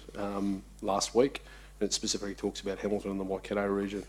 So, but I take your point around there might be some individual examples in the partnership area where people are saying, look, there's slightly different circumstances, and that's likely to be. It's not so much individual, but area. Like, I mean, Horatu's a good example. If that's all the land that was envisaged being commercial is filled up in the next couple of years, which looks quite a likelihood, then the pressure's going to go on Waikato District to prove a greater halo of land around there that wasn't in our original plan before we get to using Ruakura or down south, some of the other areas we've talked about within Hamilton. Aren't the commercial pressures going to just overtake us? People develop where they want to? There's no doubt that there's some commercial aspect in terms of the pressures that brings to bear in terms of sequence and timing of industrial land. But that's, as I said before, the regional policy statement allows for that flexibility in terms of sequence and timing. But if you think of the overall quantum of land that's been identified for industrial development, there's nothing I've seen at this particular point that suggests that we've got a massive undersupply. There might be some preferential disagreement around the staging and timing of that, but the mechanisms allowing the flexibility for when that comes online is already provided for in the regional policy statement. Okay, I won't hold my breath, but thanks. So just before we continue with questions, so Blair, you're suggesting if we move to page 52 and keep questions to the subject It would matter? certainly, yes, and I think if we get other questions, I can just refer them to when they come up later. So on, good idea. So on page 52, point 23, the growth response established settlement pattern. So if we can take questions around that, and if you're asking us under this one, there is in the recommendation it's I, isn't it? For yes, one. B1. And just what is that? So this item refers to the sequence and timing of growth within the Hamilton City boundary, the current boundary as it stands.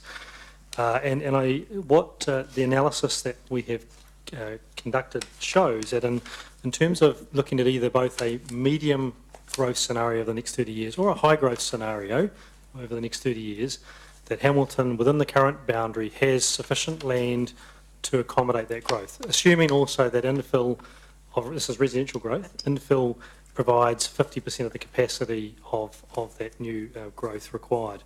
So the resolution B1 is essentially confirming that HUGS remains our growth sequencing and timing approach.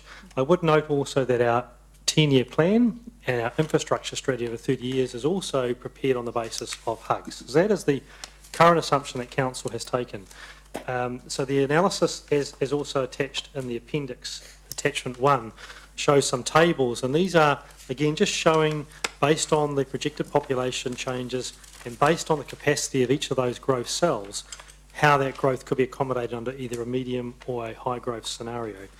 And Council will note that under HUGS, the next major cell is peacocks. Obviously at the moment we have Rototuna, we have Rotokarri stage 1, we have peacocks in terms of the land to the north and infill.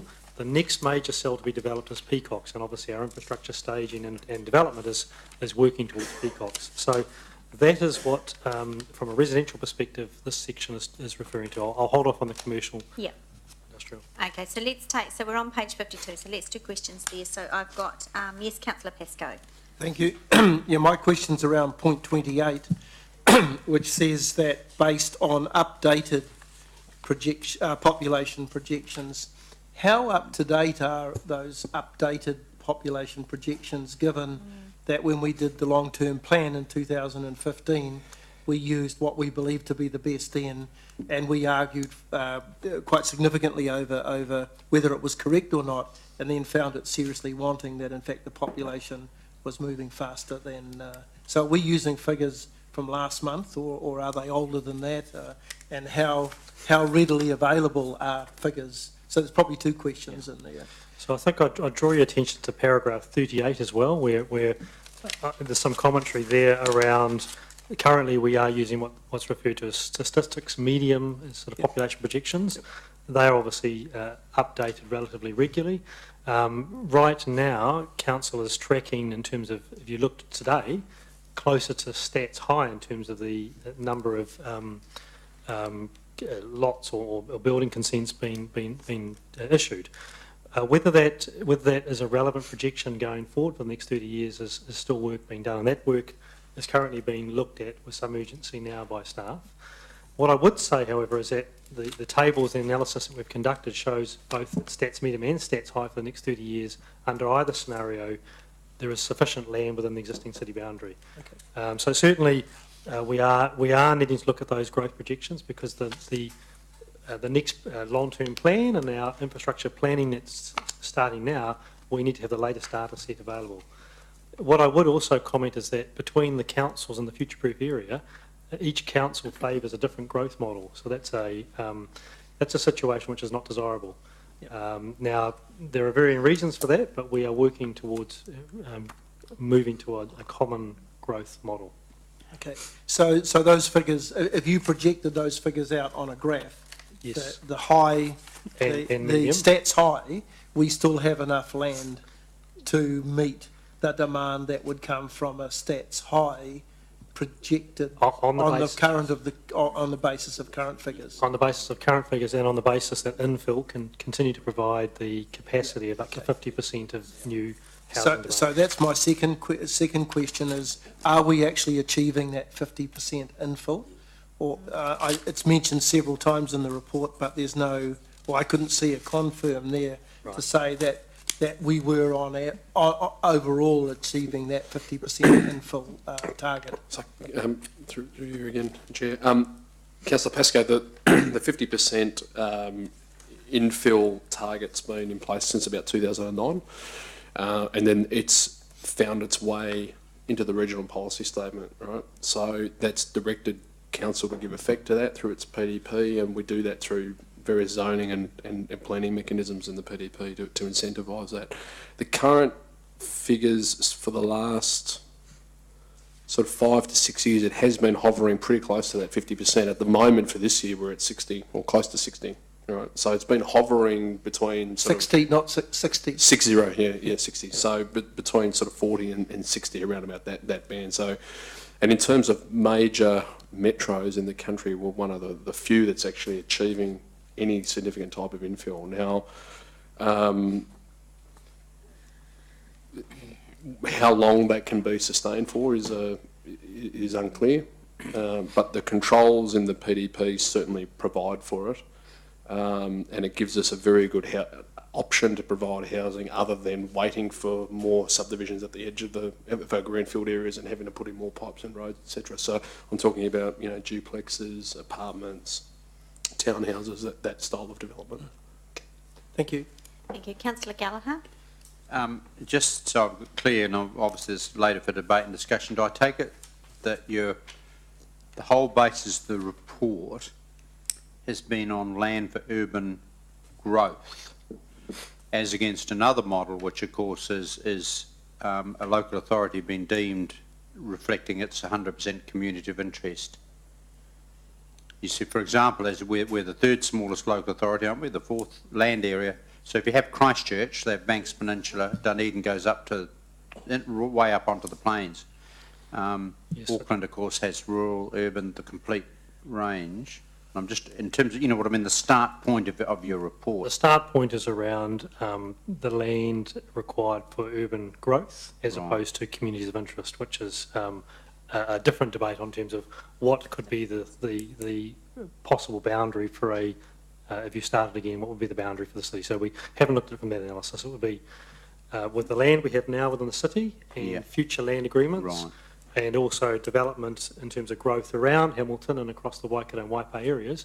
Where should that land be developed over what period and what time frame to meet the demand based on those projected growth models? Is there any, I mean, obviously with the government's policy statement, which talks about the Hamilton zone, not just the city of Hamilton, but Waipa, Waikato, is this still self-evident given their statement? We're now in a we're now regarded at this point as a high growth zone, Tauranga and others. Yes. The national policy statement, we can talk about that more. I mean, obviously it defines Hamilton zone as not including Tiamutu and Cambridge, but obviously the areas around Hamilton, including Ngāruawāhia and some of the smaller villages around Hamilton. And obviously as a high growth zone, it's certainly saying, have we got enough land across the next 30 years to meet the targets? And it talks about 20% in excess of what's required in the next 10 years and 15% across the 30 years. We would need to, again, it depends on what growth model they're assessing that against. The national policy statement doesn't give that guidance. But at a high level, based on analysis that you see in front of you today, we meet those requirements at a high level. But that doesn't preclude a council potentially needing to bring some of the land and, say, the areas of Waikato district into the city earlier once we've completed that study under the national policy statement. So in terms of the crystal ball, because I realise even that growth can, you know, you look at what can happen. You're in a housing of Umala, Dublin, Republic of Ireland, and suddenly things turn on their head. I'm not saying that will happen. But if we looked at, say, Horotu, which is the major inland port for the ports of Auckland, major development, which the majority of elected members read about in the newspaper. I don't think that was envisaged in the 89 reforms in terms of joined up planning, but I'm not good on Waikato. And then we look at the Triangle, North K Road, and we look at the relative and expressway. So until it's there, it's in place. Once people see it, then it drives demand. We look at even the Minister of Transport is now talking about a passenger commuter rail, I saw in the paper the other day, eventually. So you've got all these rules, I'm just trying to say, in terms of you writing your report. So I get that there's a supply equation, but the demand equation may be slightly different, i.e. the northern parts of the city in terms of the transport infrastructure and proximity to the major ports of Auckland development and Horotu, etc., may change. See what I mean? I'm trying to supply versus demand. Sure. If I may. Yes, so national policy, just to clarify, the report was completed before the release of the draft national policy statement, so that came out on Thursday afternoon. And it does talk about the Hamilton zone. The Hamilton zone is a significantly larger area than the jurisdictional boundaries of Hamilton City Council. What we're attempting to inform you about today is to say within the boundaries, the existing territorial boundaries of Hamilton City Council, from a demand side, being anticipated population growth, we think on the supply side, there's enough land to fulfil that in our current boundary arrangements, with some assumptions and attached to that, with a high degree of certainty over the next 10 years and less certain beyond that. Your Worship. I'm looking at page 63 in HUGs. Our estimation of date of development doesn't preclude us from advancing that if we support HUGs into future-proof, does it? No, it doesn't. Okay, so the purpose of this report in terms of paragraph 23 down to 47 is for us to confirm that we've got the sequencing right, but not necessarily the time at which we would do those developments. That's correct. Okay, and nothing in future proof will preclude us from advancing something if we so choose. No, because that's within the existing Hamilton area. It's merely choice. it's just reallocating our demand within the city. All right. Just in terms of your comments about sufficient land, yep, it's about sufficient land, that's supply. But is future proof considering or taking into account competition as opposed to supply? Because we can have supply till the cows come home, but what creates tension within the market is competition, which affects price. So is future proof looking at that? Because we can create competition within our territorial boundaries and vis-a-vis outside our boundaries. It'll be a yes/no answer, I guess. Yes, and that'll be the debate to come at the forthcoming meetings once this information comes. So we will be able to debate that? Yes. Okay, cool. You mentioned about statistics. So I think it's universally accepted now that we should be using Stats New Zealand modelling for populations. I note that pretty much all councils are picking that up now, and the government's continually updating that modelling, right? As opposed to NIDIA, which was, we had to wait for the reports and stuff like that. Yes, I think it's Statistics New Zealand is definitely the model. It's whether it's high or medium. Yes, but yeah, okay. So what I'm just wanting to check here is, so you mentioned that different councils are using different and running different models. What steps are we taking to resolve that, to agree one source of data, whether it's mid or high, and that we apply the same model? Yeah. So at the last... That shouldn't be a debate, it should be... Correct. And preferably let's adopt the government one, because the government is using one set of data and one model, in the national policy statement, etc., made pretty clear what they're using. So we should be aligning with that. So the government is tending to use Stats High. Yes, Stats High. There are... So we should pick up Stats High, because that's what we're going to be tested on and marked against. Yes, although, yes, acknowledging that comment, there are some risks for council. We need to understand those risks, and so that was discussed at the Chief Executive's meeting last week in terms of the desire to have one model. That piece of work has been commissioned with urgency late last week in terms of an internal team to validate the numbers now and to look into the future and to understand exactly whether Stats High or Stats Medium best tracks the Hamilton circumstances. Just as a point of note, Statistics High, if it is proven to be the most valid model, that would be the one that we would want to use. It would be significantly different to what is currently used and funded in our long-term plan. But I think first and foremost... I understand all that, but I don't need the full thing.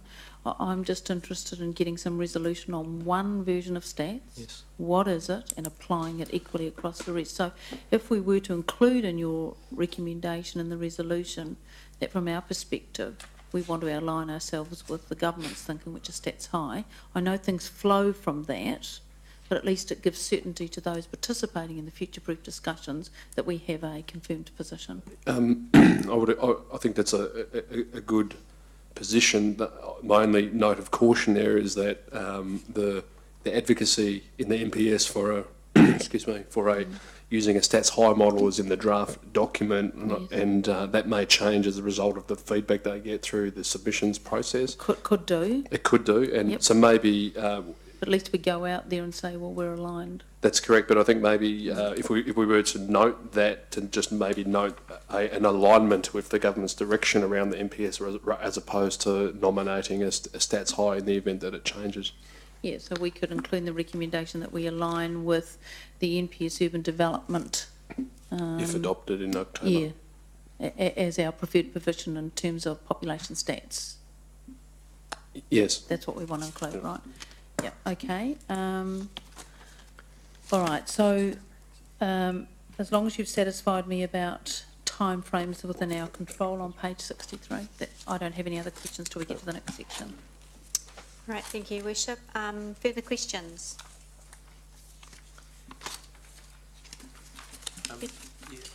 Councillor McPherson? The perhaps general one. What impact on future-proof is the Auckland growth having? I mean, surely that's going to drive some changes. I mean, already it's creating a city within 15 years in Pocono, for instance. I think there's two parts there. One is the impact on the areas, particularly to the northern part of the Waikato region, Tuakau, Pocono, Tekawhara, etc. Aspirations of Meremere. But secondly, there's also, to Her Worship's question, around the growth model for Hamilton and whether the Auckland impact and the consequential migration and other things are meaning that for Hamilton the growth model is you can't look backwards to determine trends. There's a whole step change occurring into the future. And the change that we're seeing with the expressway, with Auckland, migration, low interest rates, all those coming together, I mean, in that statistics high, maybe a far better correlation for us in the future. So it is a very real impact. But statistics high, if it's being partly driven by the Auckland Microphone, growth, Councillor. Sorry, statistics high, if it's being partly driven by Auckland growth, is not necessarily going to happen evenly around the city, which brings into question peacocks versus rotokauri and so forth, you know, the order of our staging. You know, for instance, if someone wants to buy a section Hamilton because they think that's the future place that they can afford to live but still work in southern Auckland area, then they're hardly likely to be looking at peacocks anywhere near as much as they're looking at rotokauri. Sure. Yes, and certainly... And the transport links are coming to match that sort of growth too. Yeah. So the growth modelling for Hamilton doesn't look at within Hamilton in terms of the demand with, say, peacocks versus demand for rotokauri. It just says this is the growth for Hamilton at the present time. But we have to break that down, don't we? Certainly what you've... In terms of provision of infrastructure, for no other reason. That's where the Hamilton Urban Growth Strategy, in terms of the sequencing and timing, guides that infrastructure provision. So with peacocks as the next major cell, infrastructure decisions now are starting to be taken, for example, purchasing land for Southern Links, decisions around the wastewater pipeline to service Southern Links. So they're starting to come now into either this chamber for decision making or coming close to decision making, because that cell is now the next one on the trajectory for development. That's because that's our vision. Correct. But the reality, when you look around the place, there's at least 3 new subdivisions in the last year and a half on the sort of southern boundaries of Ngaruawahia happening. And that's going to, I mean, there's already stuff on the northern boundary of Hamilton. They're going to grow together. They are growing together.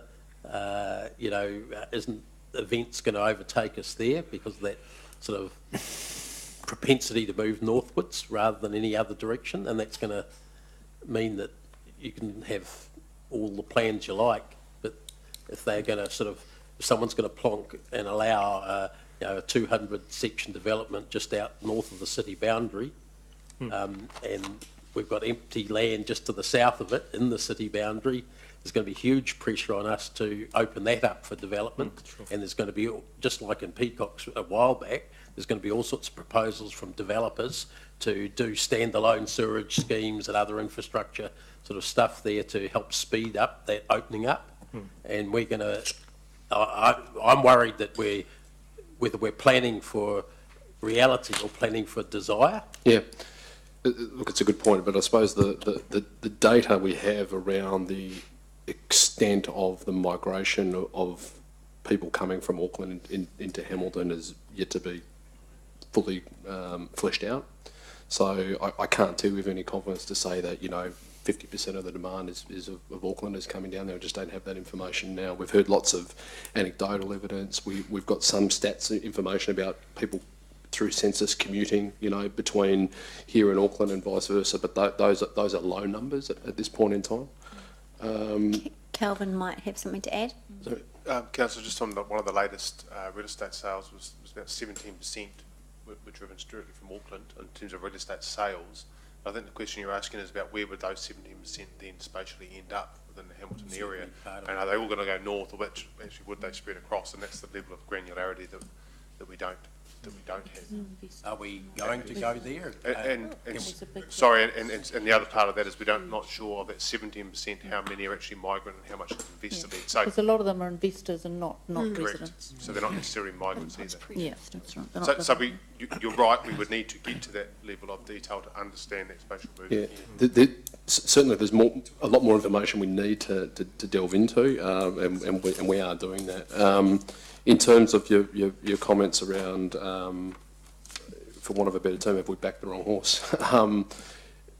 Look, the reality is we've got that land is zoned already. It's in the city's boundary. It's been funded through infrastructure. It's been identified in the long-term infrastructure strategy.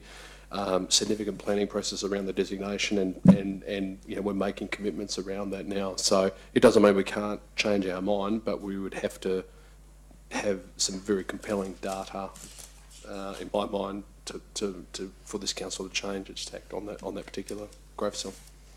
I think the other point I just note is that, Hugs and Councillor McPherson, you were one of the councillors at the time. Hugs was developed. There was a very large community debate around Rotokauri versus Peacocks at the time, and it was a very close decision, if I recall, too. With the more recent district plan processes, Rotokauri Stage 1 is a bigger area, so the residential development of Rotokauri actually is quite a bit larger than when Hugs was first envisaged. So whilst we say Rotokauri is able to progress now Stage 1, it's actually quite a large cell in its own right. And so whilst Peacocks is the next major cell, the portion of Rotokauri is not insignificant in its own right. So there is substantial supply envisaged within the urban growth strategy in Hamilton in the northern part of the city to meet some of that demand that you refer to. But that feeds itself in a way, doesn't it? Demands that you build a new school, so more people decide they'd like to put a house there because the school's near there.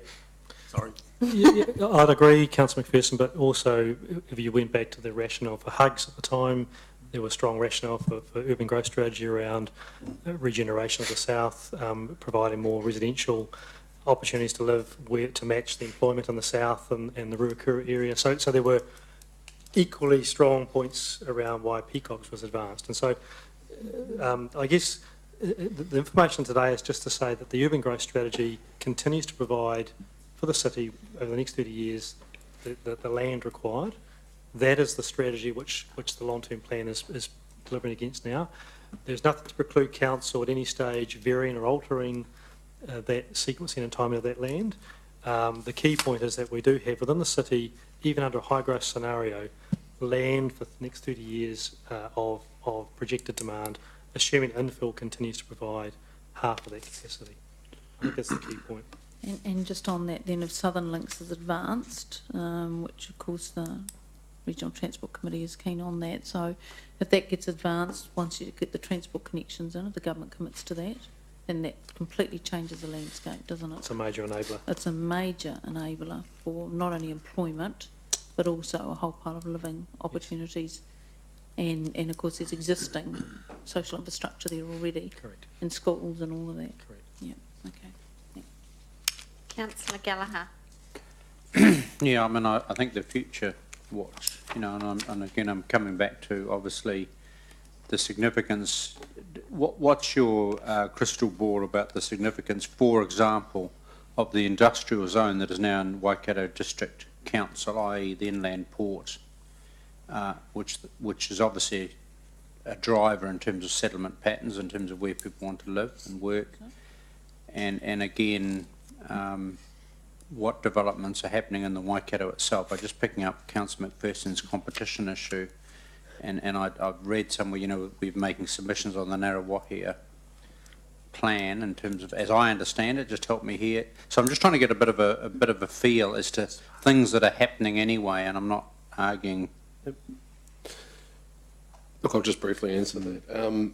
In terms of the industrial, proposed industrial development in Horotū, look, it's been zoned for that purpose for a long period of time. That resource consent has been in place also for some period of time.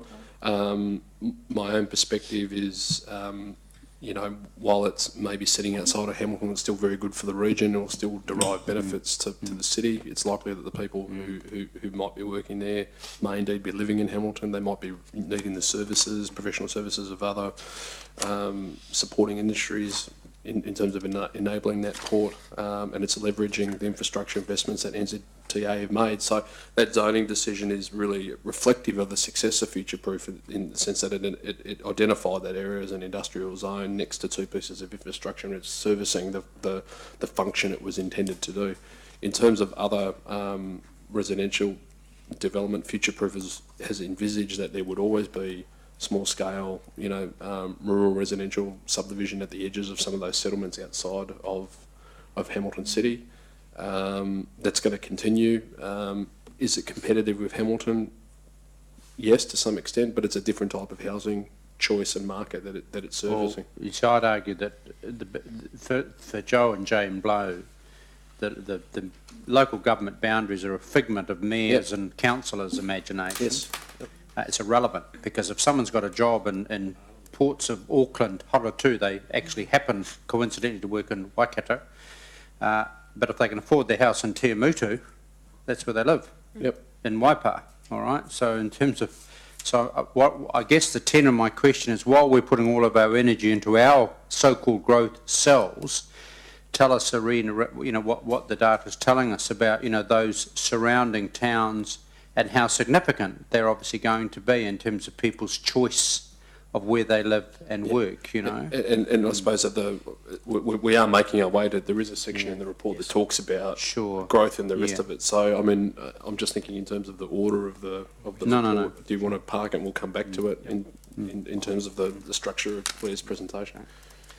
Can I just have one question before we go to Councillor Mallett? Just under your recommendations on page 50, on the third one, where, and this is a continued position, Council acknowledges and supports the growth planned in existing towns, in line with existing future, provided they are developed with appropriate community and social infrastructure. So this is basically our position on an attempt at dealing with the region constantly relying, and this is Councillor Gallagher always brings this up, on the city to provide for major community and social infrastructure, while the region doesn't fund that. Is there a way that we can strengthen our position on this? Can we not make it a bit more of a deal breaker rather than just our position saying provided they are developed with? Is there a mechanism to strengthen this?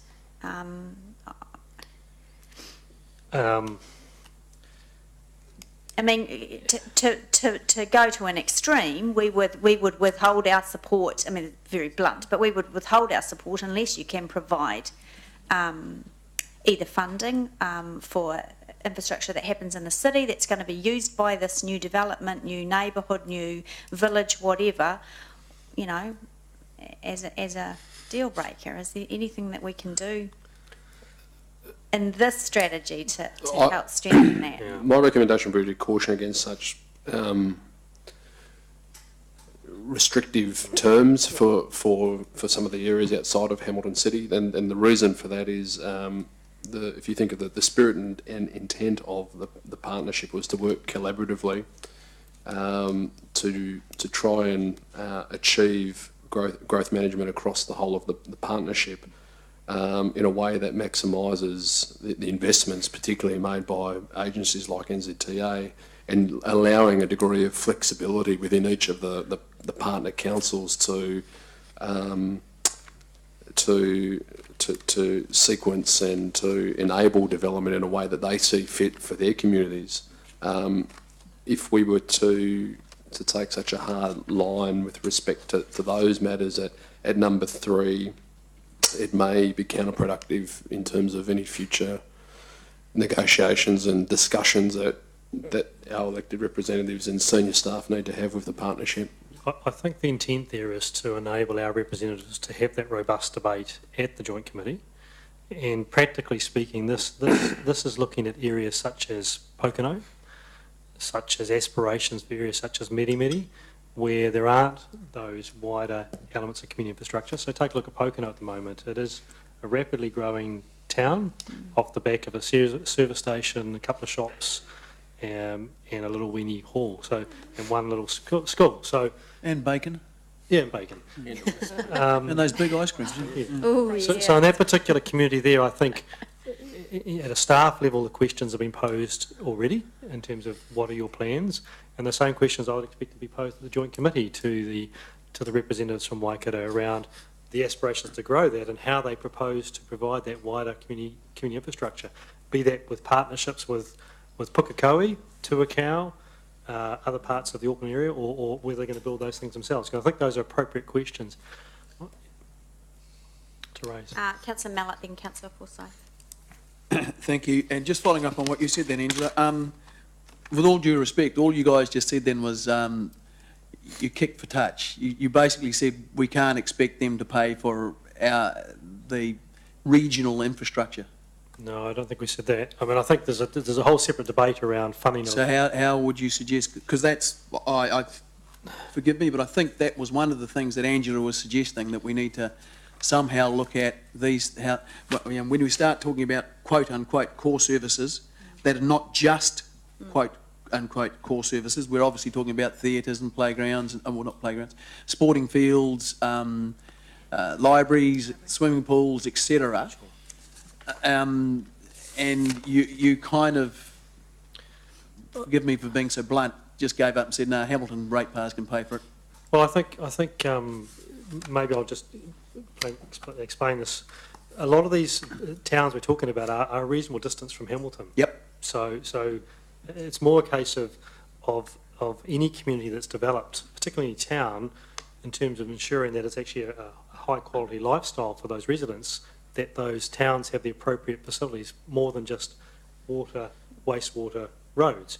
And so what are their provisions of sports fields? What are their provisions for library services? Now, that may be a regional funding model, as has been talked about at various times in the past. It may be partnerships with, say, Auckland Council, if those are some of the areas to the north. It may be understanding what the Waikato Waipa Council's intentions are in terms of putting in some of those facilities. So they aren't necessarily directly impacting on Hamilton, but they may impact on the expressway. For example, if they created a town and had no services and they're expecting all the people to jump on the motorway and drive somewhere else, have they assessed that? Have they considered that in terms of the impact? Because those are the sort of things that I guess Future Proof is trying to consider, that we don't develop soulless towns. What we think about when towns are developed, they're developed in its full sense of providing the wider services for a town. Okay, the context of Angela's question was, Council acknowledges and support the growth plan in existing towns in the Waikato Waipa district in line with the existing future-proof strategy, provided they develop with appropriate community and social infrastructure. Does that presume that infrastructure will be funded locally, like not by Hamilton, and by the residents of those places, does it? Yeah, it's not inferring that Hamilton City Council would pick up the tab. Pardon? It's not inferring, the recommendation is certainly not meant to infer that Hamilton City Council would be picking up the tab for that. Councillor Mellor, I think it's the same way that we need to approach when we develop in Hamilton, how we provide that wider service to our residents in those areas. It's the same assumption here. Okay, and sorry, okay, now, thanks, Andrew. Now, what I was just going to ask, sorry, I haven't been here for a wee while, so you may have covered this. We want to achieve a 50-50 infill thing. And it does say somewhere that is a risk that we may not be able to maintain that. What are the things we can do to mitigate that risk? And are those things factored in future-proof or in our long-term plans? So in terms of the risk of it not being achieved is solely one in my mind. It's not one that's picked up by the market. That the market responses to incentivise infill development have been signalled through the PDP. So, for example, duplexes. That's a policy position that we previously didn't have. And since the decisions around duplexes being issued in 2014, we've seen that there has been providing an alternative mechanism for which we can get housing. And the infill numbers, I explained earlier to a similar question, they've been running 6 to 7 years around the sort of 40 to sort of 60%.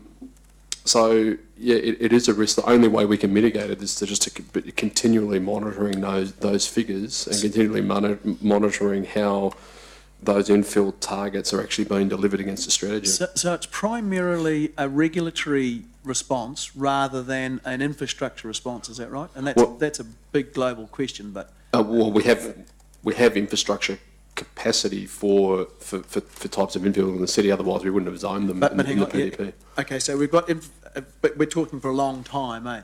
That's correct, So, and so the estimates are that it's not in... that one of the barriers that will prevent us getting 50-50 for a long time, because we're talking 30 years, I think, in this, aren't we? Okay, for yeah, I mean, the analysis that we've done is over that 30-year period, but I suppose the key takeout I'd like to convey to you is that we've got certainty over the next 10 years. Yeah. Right. And so infrastructure-wise, we've got certainty. We've got certainty in terms of the supply side and the demand side, and the planning policy position that we've got at the moment, and the assumption around 50. Our conclusions are that there's some certainty around that, and what we've been saying is after that 10-year period, it becomes uncertain in decades 2 and 3. At any time, this council, through monitoring and picking up on data, we can change our policy settings accordingly. So if there was a problem, a risk, say, around infrastructure that we found in 10 years from now that there was issues around capacity around infrastructure because the uptake rate for infill was much higher than 50. We've got the ability to change those policy settings. So what policy currently, and there may be none and there might be heaps and there might be a whole lot of little things, what policies currently are the stumbling blocks, if the infrastructure is pretty good, what are the policy roadblocks currently that are preventing infrastructure? And I'm not suggesting it is big, but if you're turning guys away from being able to do infill, what are the reasons that they're being turned away for? We haven't declined. There's been no declines of any consents that we've come in for. So, but do you need a resource consent for a start? You do. You need a resource consent for if you say, for example, a duplex, you need to get a resource consent for it. It's a restricted discretionary activity in the general residential zone. You can get a resource consent for it. So, Luke, I wonder whether it's sort of at the higher level, if you look into the future, if council looked out and saw that the available supply was potentially going to reduce, council could introduce new high residential, high density zones. So there are certain parts of the city currently permitted for that, others that are not. Council could review that and introduce new areas. What would be the issues then? So I think and I'm not trying to catch you out, but I think we're saying we've got enough sewage pipes there, we've got enough roads there, we've got enough water pipes there. Well, there would be those issues. I mean, you continue to add more connections on the network, there will be infrastructure that's required to service that. So there is some. But it's currently that those things are seen as out of character, they are seen as unattractive by the neighbours. What are the issues that stop us making it, quote unquote, open slather for that now? In terms of enabling more intensification? Well, in my view, the residential controls that we've got provide for lots of housing choice. The fact that we're running at 50%, that we're meeting our target is or close to that, it's pretty extraordinary by metropolitan standards in New Zealand. If you want to do single dwellings, you can. If you want to do duplexes, You do want to what? single dwellings, you can. If you want to do duplexes, as I said, with a number of those have been approved in the last 2 years. We've identified high density areas for apartments. I'm not aware of any planning impediments to those things being delivered. None of them have been knocked back at this point after the last 2 years. And I guess, look, the CBD also provides quite a potential future supply, particularly when the market economics look to the CBD. And I guess, again, if you go up as well, there's longer term, more living in terms of above a certain height, multiple stories. That starts to provide more capacity as well. So 30 years is a long time in terms of a cycle, in terms of housing choice and what the market will provide. We've been trying to do, getting people living in the city for, I think we were talking about it when I was first on council. I think we were. We were, weren't we? Hallenstein's building and all that sort of stuff. Pardon? Yeah. Is it just at the moment still, do you think the regulations make it hard because they make it expensive, or is it just not that appealing to people as many people as we thought it would have been? In the last 6 months, I'm aware of two residential apartments, one that's been approved and constructed in Vialu Street. Vialu Street, oh yeah. You know, that, sorry. Vialu. Pardon my He's not French, man, pronunciation. he's Australian. Yeah, thanks for reminding. And so that's, to me, is showing a change in accepting that signal that's been sent in the PDP. And we've Where's got the other one? We've got another one. It's not on foreign street, is it? No, it's on Anglesey Street. I'm pretty certain it's been lodged, and it's opposite, if you know where Vetro Cafe is, down near Countdown and where the old TVNZ building is. So, and that was an old car yard, right? So I think what you're seeing is, the first green shoots of some of this residential development, coming online, and that's a clear policy signal the PDP has said in that part of the city, residential apartments, CBD, city living precinct, it's envisaged. There's been there's other developments that have occurred probably since the last time you were on in council in terms of residential development in the city. Still a long way to go, no doubt about it, but there is significant capacity for additional residential development at a much higher density in Hamilton. And I've been involved in a number of pre-applications just in the last couple of months for similar type of projects. I mean, the consents haven't been lodged yet, but there's definitely people looking around as options for residential development. Calvin, did you have something to add to that? Yeah, just to follow up on Luke's point, Richard and I have been meeting with developers and business people and community leaders in the last few nights and the evenings talking about the CBD and the economic development of the town. And Luke is quite right about the green shoots, and what they're talking about is under the CCTP with amenity in the Victoria area. It's about what amenity that they can align with in terms of the development to get the return they require for the high land cost that is here rather than the residential area. So that's the key about if they're going to invest for the higher land cost to then develop that and get their margin back, there needs to be some link to amenity. So for example, they would look at places like opposite Founders Theatre in the Greenbelt, on the western side of the CBD, and see that there's amenity there. They've talked to us about how do we green up the northern part of the CBD in terms of pocket parks, greening roadsides, those sorts of things. So there is interest, and there is things that council need to be thinking about in the future about how we enact that interest into the city, and how we do that. And I think that those discussions are happening now. But the main driver from talking to those guys directly is about their return on the cost of land and the risk to the market that exists in Hamilton. It's an immature apartment market, as opposed to perhaps Auckland. But the change in the migration that we are seeing come back to Hamilton are people, I guess similar to myself, who have come back from overseas who are used to living in that environment, and so therefore the appetite may be stronger in the next decade than it is at the moment. Are you finding any problems where there's a height, like we have height restrictions, don't we? Some, yep. And are those ever an issue? No, that hasn't been raised. Because obviously, if you're talking about the economics of getting a return on a bit of land, if every story higher is the. And with that comes amenities. So what has been interesting that everyone we've talked to thus far, and I'll tell you, it's only been a small group of 8 meetings. We've only had 2, but in those discussions we've had with developers, they've said they don't want to go overly high where they lose the quality and the amenity, because it's the higher end amenity that will bring the people to When you say higher end, you don't mean higher up. I don't mean higher Yeah, end, yeah. I mean higher quality, Yeah. higher standard. And Kelvin, all that's in the CCTP, and all that modelling was done for the CCTP to demonstrate return on investment for this type of development. That is correct. So And what there's we're hearing, projects in the CCTP that talk about amenity and making that amenity a focus of that north of London Street area. So that's already identified in the Central City Transformation Plan, and that's given certainty for people to say this is good to go. We can do this stuff and it will work. That's right. Yeah, exactly. Councillor Forsyth. No, it's fine. Been asked? No. Are there any further questions? Is it on the full report, or are we doing the next section? We've kind of bounced around a little bit. I'd like to pull us back to the report if I can, and maybe move briefly onto section 40 to 46, just the industrial portion of Hamilton, the growth strategy. So 3 significant areas of land identified: Ruakura, Rotakari and Te Rapa North for industrial/employment growth.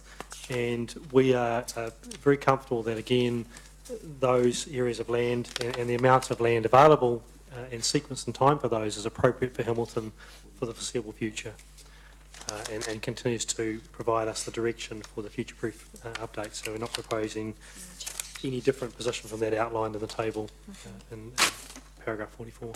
So questions, your wishes? Yes, I was just going to ask, because this is about taking land in, right, and whether we should advance that. And I have to say, on pages 56, 57, I don't necessarily agree with the cons. Are we on to that? No, we're on No? industrial, correct? Where are we? Paragraph 44. Paragraph 40. 44, 40. okay. 40. All right, Industrial land allocation. I'm fine with that. Councillor Mallett? Halfway through our term, we sort of had a run-in with, not a run-in, but Gallagher's and that hybrid type of industrial, commercial, retailing, logistics, everything all on one site. When we talk about industrial, what do we mean? Industrial development in Hamilton is defined by, there's several terms that define it in the PDP, and then the land use activities that you'll find in the actual table itself, So, in chapter 9. So would we be talking about then I think the word was a multi-use campus or something like that, where on site you'd have retailing, you'd have your office people, your sales people there, your manufacturing there, you've got your R&D there, you've got your HA, everything there. You might, then it spills out into a cafe and there's a retail shop, and so it's everything really, eh? No, it's not everything, because there's the issues that the Gallagher group had raised in their appeal have been resolved. They've agreed to the But it wasn't just Gallagher's. I mean, it was APL. It was stainless steel. They weren't appellants to the PDP. Okay, well, so they came out in support of that whole issue that we had. yeah. So the key issue really, from memory, from recollection of the Gallagher appeal, was really around providing for those other particular uses that are associated with their business. And what was agreed to and settled with not just Gallagher's but other parties in that appeal was about ancillary office and retail, right, in the industrial zone. So basically, if you have if you have an industrial business and you're selling components attached to that, you've got a retail side, you've got an office component, up to 50% of your floor space is just permitted as long as it's associated with the function of that industrial use. So in the example of Gallagher's, all those things that you talk about are associated with the purpose of their business, which is the manufacturing and storage of various products.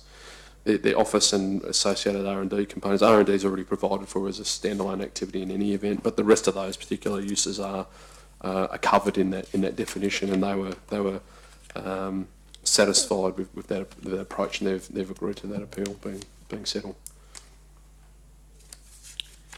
Okay, so But that was specific, is that their site? No, That- the whole industrial So zone. every the whole, time industrial land is mentioned? all over the industrial land across the whole of the city, any site zone industrial, those same provisions apply.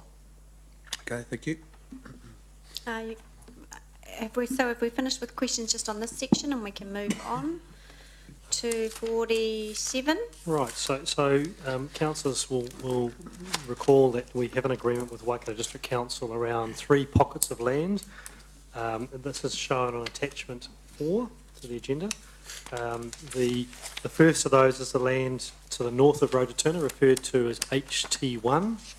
It's a rather large pocket of land bordered by the new Waikato Expressway to the east, and of course the Ngaruawahia section of the expressway already constructed to the north.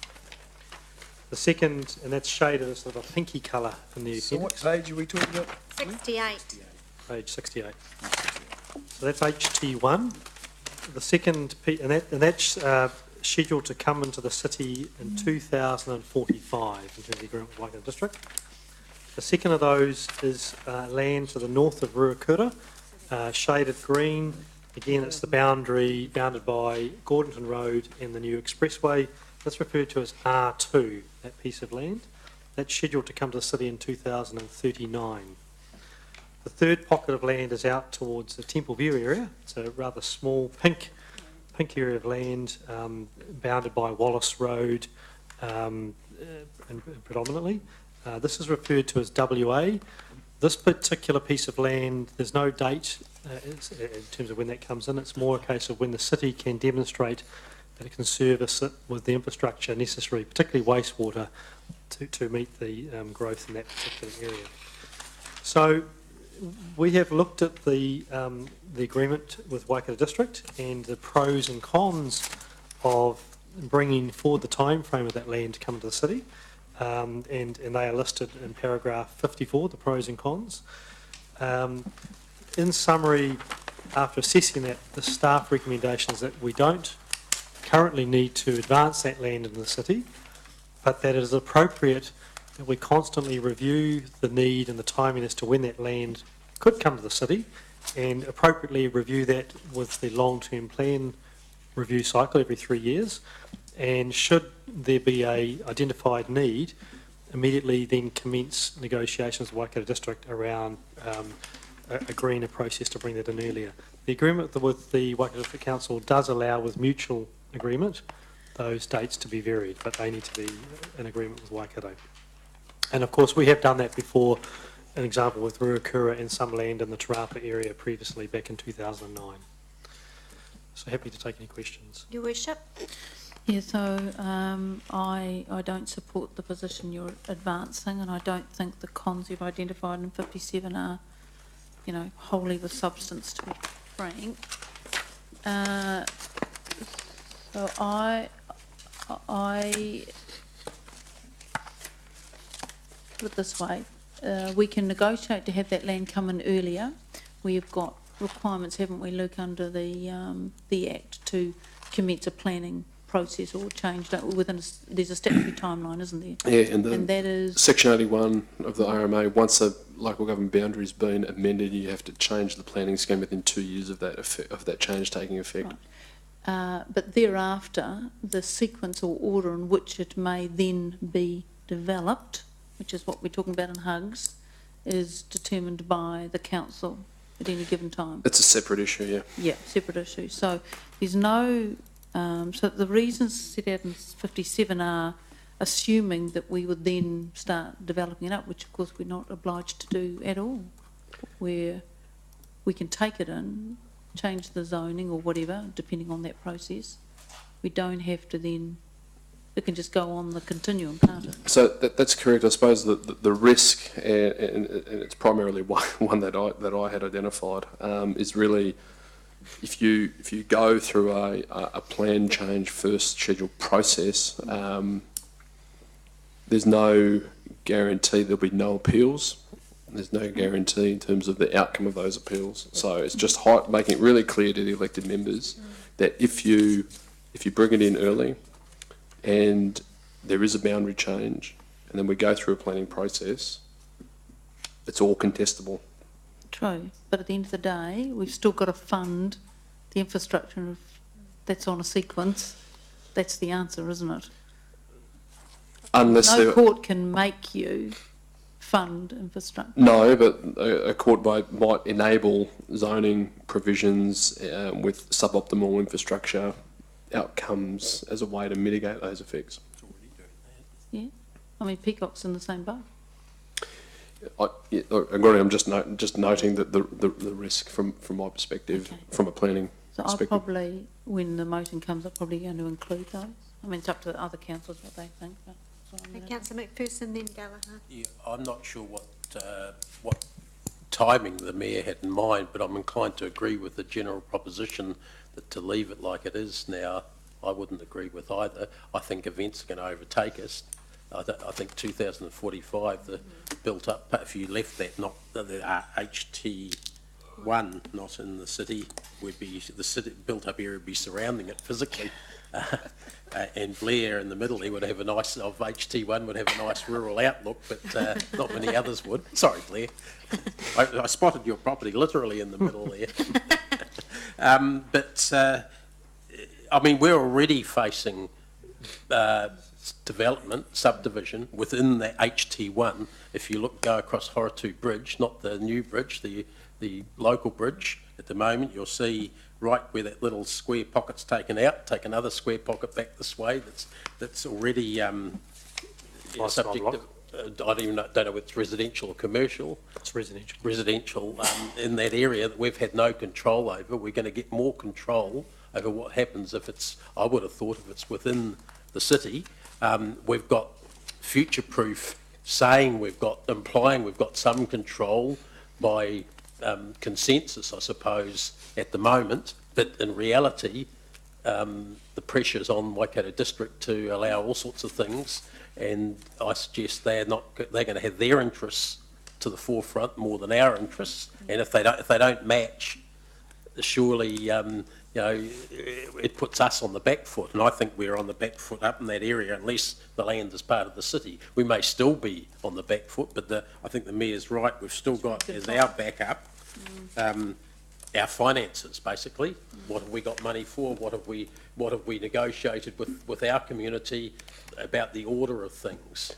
And HT1 isn't within that at the moment, though. It's not quite open slather in that area, but it's getting close to that. Can I just respond to just a couple of, so there is development occurring there.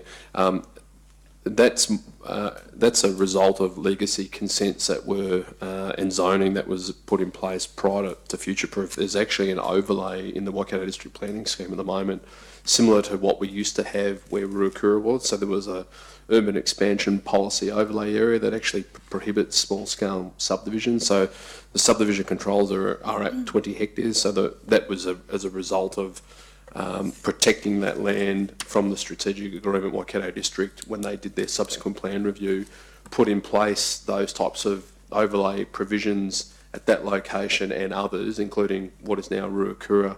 And you recall that was the subject of the plan change at Tainui. Group Holdings sought to advance prior to the PDP hearings commencing. So just in terms of the full picture, I wouldn't say it's open slather. There is a series of planning controls in the Waikato District scheme at the moment that prohibit urbanisation. Unless there are prior consents, and some of those consents have been around for 20 years or more, and I don't know how they keep getting rolled over. If they one's, in fact, I don't know how that one that's happening at the moment by the bridge there so conveniently matches the boundary of the new expressway. And it's extremely convenient for them to have guessed that all those years ago before we had Future Proof. I don't see how that's possible, and I think it's been adjusted since then. The local council, district council, has given approval to some variation at least of the original plan, and they're going to be under lots more pressure. They're more likely to succumb to it because they can have standalone sewerage systems in those areas. They're not trying. In fact, the water supply is Hamilton's water supply up there. Anyway, they don't have to put anything new in to allow one of them to get off the ground in that area. Whereas it's not in their interest really to have very much control. They argued against that in Future Proof to start with, and sort of reluctantly said, well, provide you let us, stay with our current consents and that, we won't do any more. But we all know that they would love to do more because it brings in more rates to them.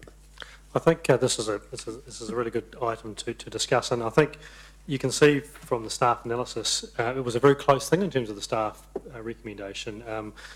Staff could easily have also concluded that we recommended an opening negotiation with Waikato District. Such was the pros and cons we debated, and I think all the points that have been raised today are meritorious. What I would just note is that, of course, this would, if council instructed staff or through the joint committee, start that process, Waikato District also need to be a party to that process in terms of negotiations. Yeah. We know through the Ruakura process in Te Rapa, there was a period for 10 years in which rates money was collected and passed across, and so those things would be likely to be a scenario as part of that. I mean, yeah, look, we can put all those things on the table. It's a negotiation at the end of the day.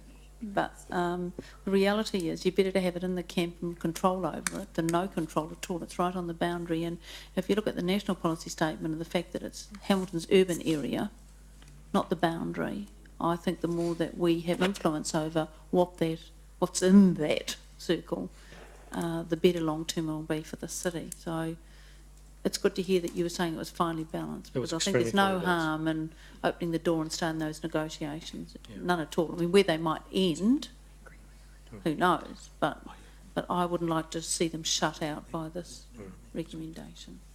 Oh, that was a very, very close. Yep. Councillor Gallagher. A question, and obviously reserve. I think the Mayor is, heading in a good, from my perspective, because I think both Attachment 5 and Attachment 4, because again, your report has been predicated on the notion of local authority only existing for urban growth. The other function of local authorities, we know, is to best reflect if it's 100% community of interest. And as I've said previously, when I land at Dunedin Airport, I land in Dunedin City. I then take a big long drive through a whole lot of rural area to get to the urban part.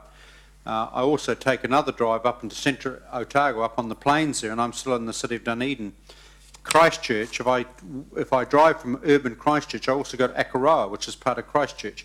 So in terms of the vulnerability we have, if we decided to say, look, our approach is there's two issues. One is there's an issue of staging of intensive urban industrial resident growth, urban development, right? There's another argument that says what is the natural boundaries for the local authority called the City of Hamilton, as we know, that reflects its 100% community of interest. And if you have 100% community of interest, then it's implied that you actually pay the bills. You know, you don't freeload. You don't cover costs. So, well, the question is, tell me in Christchurch, Dunedin, and those other examples where there's been a whole lot of legal challenges. From 1989, right, the local government commission, I think, got it right in those areas, and then of course Christchurch subsequently joined with Banks Peninsula. So I'm just wanting to tease out the risk to us if we decide to take a community of interest approach in our negotiations, or even eventually appeal to the local government commission. What are the risks that we could argue? In other words, does legislation purely exist? Does local government legislation and RMA purely and only exist predicated on the fact that if you want to expand your boundaries for urban growth only, and that the community of interest factor is not a factor? No, the community of interest is very much a factor, and I think there are a number of factors that come into what is the appropriate boundary. We're looking at this here in terms of a long-term growth planning lens. I think if you were to look at the lens of the community of interest to Hamilton, it would be potentially a different line to that line. It may go further, because there would be other communities around Hamilton that may align much more closely with Hamilton than any other area. But in terms of this process here, negotiations would need to occur with Waikato District. There would be a formal process upon which a boundary change and a gazetted process and a public process upon which the public would have a chance to give their views.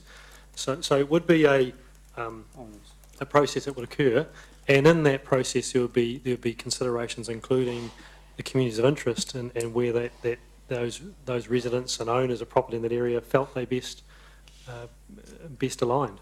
So just picking up Her Worship's point again, even if there was a court situation, a legal situation where something had to be earmarked for urban, then of course as Her Worship I think said, then it's entirely up to this local authority as to when it stages. Correct in terms of infrastructure, but if a developer can prove to an environment court that they can mitigate the effects of their development in terms of the consent, and they can provide infrastructure to mitigate, that's a scenario that council would have to work with. And so, and of course, funding of infrastructure means that council is going to have to be far more innovative and look at those types of solutions going forward to try and fund infrastructure across a number of growth fronts at any one time. But in a big cell, such as HT1, where it is an entirely new growth cell and does require new main infrastructure, I guess council would be looking at the best way to deliver that bulk infrastructure that spreads those costs across that entire area. The risk is if you had little bits nibbling off with their own local solutions, but you still need to provide the big bulk infrastructure into large parts, where that cost was spread and how that cost was funded. And those are things to be worked through in those cells, but that is a risk that council faces. Acknowledging due process and consultation and talking to the areas affected, obviously, and having a very good collegial relationship with Waikato and Waipa in terms of our point of view, and respectful exchange of discussion and dialogue. And they shouldn't read in the newspaper that we're planning to do this, just as I wouldn't want to read in the newspaper they're planning to do a big inland port. And I did read it in the paper, but the question is simply this: if we failed to reach agreement, and this is relevant, and dare I say it, back to 89, what is the role of the local government commission if you have two parties that can't come to an agreement? And I'm sure we will be able to, but where do they sit? Because don't they become an ultimate arbiter on this? They could well do. I mean, I guess at the moment there's been no discussions with the communities in any of these areas, and so the communities' views in those areas would be an important part of any process. I mean, we do have an agreement which is somewhat, there is a formal agreement between the two councils, so that would also be a factor. Hard to answer that question right now, Councillor. They would have a role, and I think if the community in those areas overwhelmingly said this is what we want, and half of them do in submissions to us, then that would be an important factor. And then Temple View, historically, Temple View, the council did not want Temple View, but Temple View came. Correct. Right. That's the other way round. Yeah. Mohammed and the mountain. You could start a petition where it was your neighbours. Yes, you could. Yeah, that's you, Blair. I think I'm best to just... Blair, you got a view? All right. I enjoy my lifestyle block. Have we, Councillor Miller? Does a local government act allow a local authority to charge another local authority development contributions? No. Ooh, that'd be good. Nice try, Gary. No. But there's nothing to preclude anything in terms of an agreement between two councils in terms of charges and being passed between councils. Okay. Right, so which one are we up to now? So we're still talking about the agreement with Waikato District. 57, is it? 57? So is that map attachment 5? So 57, if there's no more questions with the Waikato. So we are proposing that map 5, which looks at the land to the south of Hamilton, and in particular the land between the Waikato River and the Southern Links boundary. So that's the big red line, which is outside the city, but between the Southern Links boundary and the Waikato River, that council enter into an agreement or negotiate an agreement with Waipa District Council in a similar arrangement that we have with Waikato. And in other words, that land be the subject of a future time frame upon which it would come into the city, possibly in and around when Southern Links is constructed. It provides I guess to Councillor Gallagher's earlier point, there's a natural boundary that would occur there in terms of Southern Links. When Southern Links was built, that land may be more appropriately part of Hamilton City as opposed to being trapped inside the boundary and part of Waipa District Council. So this proposition is commencing the process to have that negotiations with Waipa District Council. You don't want the question. Can I just ask why if the expressway is the boundary, why we're not following that thought pattern through into that yellow area? The reason being, Your Worship, the yellow area is already, a lot of it's already developed and highly fragmented as rural residential development. Its ability to convert into standalone new urban developments harder than the majority of the area that's already shaded in blue. And it's a good rate take for Waikato District, they wouldn't want to give it up? I suppose it's just a fair question though, isn't it? Because what we've said since the Waikato Expressway was designated Southern Links as part of that network, that would form the logical boundary in the absence of Councillor Gallagher's views about expanding that boundary. So I'm just curious that there hasn't been it raised at the yellow bit. I understand they've got septic tanks and stuff, but you know what I mean? It's sort of an aberration in the logical thought pattern, isn't it? In terms of this report, it's a very good question, Your Worship. We were looking at land that provides future residential long-term capacity of the city. The land to the west of the Waikato River farmland, by and large, would be able to be subdivided for future residential use.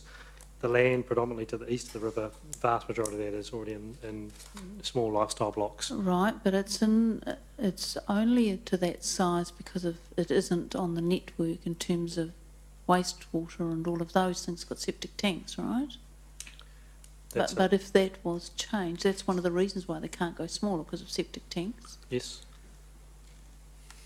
But if that's out of the way, I think there's still a feasibility query around that.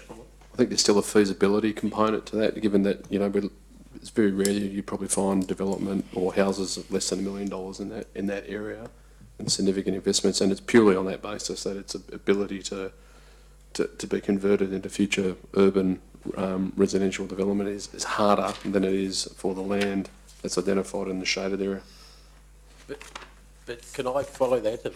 You're right. Why does that say? I don't recall ever in my time on council having been part of our policy it was only future urban that would come in. It was we were looking at things like what was made a sensible boundary, and the logic, given that we had no mountain ranges and the river went up the middle, was always the motorways. Yeah, and that's an aberration. Yeah, so all take your point and I'd agree with it in the sense that the boundary is Southern Links and breaking it at the river, and we've looked at it purely in terms of its ability to act as a future residential growth cell within what could be a new boundary. But the same issues arise over potential control of future developments in the area. We've already had the issue of a shopping centre coming up within that area, or just to the south of the yellow, and we couldn't influence that very easily. We could if it was part of our district plan. Look, that's a good point, but as I said, the analysis and the recommendation is solely just predicated on its ease of which it could be converted for future urban growth. It's solely just on that basis. Councillor Gallagher. Yes, and of course that's why Waikato District. Again, it's around the what is the sense of 100% community of interest, and the expressway seems a very natural, more or less barrier. There's a wee bit out to the other side, and this is again, I suspect, some respectful dialogue, and I'm interested in what recommendations we have. Can I just ask then on that one? I get the Southern Links, the airport precinct. And why I say that, and again I'm saying it carefully, if I land in most other major cities, the airport's in their city, right? Industrial. So again, I would have thought respectfully, this is just a thought, a Hamilton Airport, I would have thought in the industrial zoning and all of that around that, and there's a clear state highway at the moment, which of course, joins state highway and will be for quite some time. I would have thought that the airport precinct would have been also a natural barrier. Well, once again, Councillor Gallagher, it's literally, if you're just taking that sweeping arc of the Southern Links designation, there's a clear area of land to the north and east of that has a connection with the city. There's significant parcels of land that have contiguous boundaries with the existing urban area. The airport notwithstanding the fact it's very closely located to that area, it doesn't have those attributes. And it's literally just, again, on that basis that the staff have recommended that the land on the city side of the Southern Links designation be considered for a subject of an equivalent agreement or arrangement with Waipa District Council. And once again, it's about its ability to provide additional land for the city to grow into. Yeah, I mean, I respect, where, and I do get, communities of interest, where do you start, where does it start to tail off, kind of, but it seems certainly I mean, I think through the chair, it's a discussion to be had, respectful discussion to be had at some stage. It's not us wanting to grab every bit of land, but I think the fact is that are our interests served as a city to have our major airport in the city, or recognise it's got a regional role too? But yeah, I think we were mindful of this report. We were looking at future areas of growth for the urban part of the city. Right. The lens of communities of interest would be a different lens, which could bring in other pockets which aren't the subject of this report. Been some of those other satellite villages around the city which aren't covered here. Because I suspect what's coming out of this meeting, I hope, is that we're going to add into our recommendations where we're going to start doing some further work on the communities of interest approach, personally, and I think that's debate's coming up, presumably, Councillor Chair. It certainly wasn't the topic of this report. No, I respect that, but what I'm saying is the problem I have through the chair is, as far as it goes, I get the dynamics of this report, but it's the other work that it still needs to be done. And I mean, I can't be in a position where I'm just going to say, no, I'm waiting till 2045 for the area north of K Road, or if I'm still alive, to come into Hamilton. It doesn't make sense. You'll still be here, Mark, won't you? Okay, so let's move to, is it 64? Page 58, neighbouring districts. Yes, so again, this, and some of the conversation has already touched on this subject earlier. Three parts. First of all is the towns around the Waikato and Waipa area, and that the growth of those towns is consistent with that outline in terms of the aspirations of the previous future proof. And the towns are those listed in paragraphs 72 through to 78, not to be confused with the villages. And the villages are the smaller areas such as Te Kowhai, Gordington, the little wee outskirts on the edge of the city, which are again have very small growth anticipated, but the staff view is that we need to have clear urban limits between those villages and the city, and that there needs to be a clear distinction between leaving the city and going into those villages.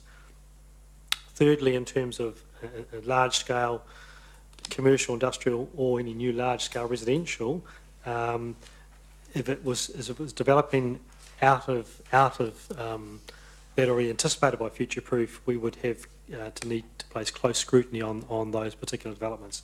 And in particular, that refers to Meri Meri, if there's aspirations to grow Meri Meri significantly more than outlined in the future proof strategy, or if there is significant change in terms of the industrial growth, say for example in Hautapu from that outlined in the future proof strategy, we'd want to look at that closely. So happy to take questions. Councillor Mallett, then Councillor McPherson. Thank you. Just wondered, sorry. Turn that off when Karina and I were just giggling to each other. Just wondering, can you explain the rationale for the need for the clear distinction between villages and the city? Is there an environmental need? Is there an aesthetic need? It just seems to me you're trying to create some sort of leafy green, idyllic English countryside, which is a fantasy. It's nothing to do with infrastructure. I don't think there's, unless you can explain it to me in terms of infrastructure, or no. Go on. Can I respond? Yep. Yeah. Okay. There we go. Yeah.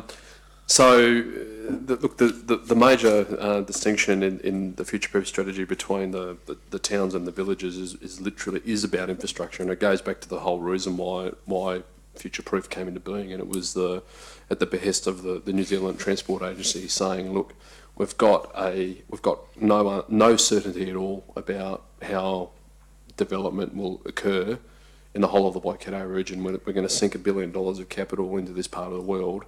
I want to withhold that money until I understand where growth is going to occur and on what scale.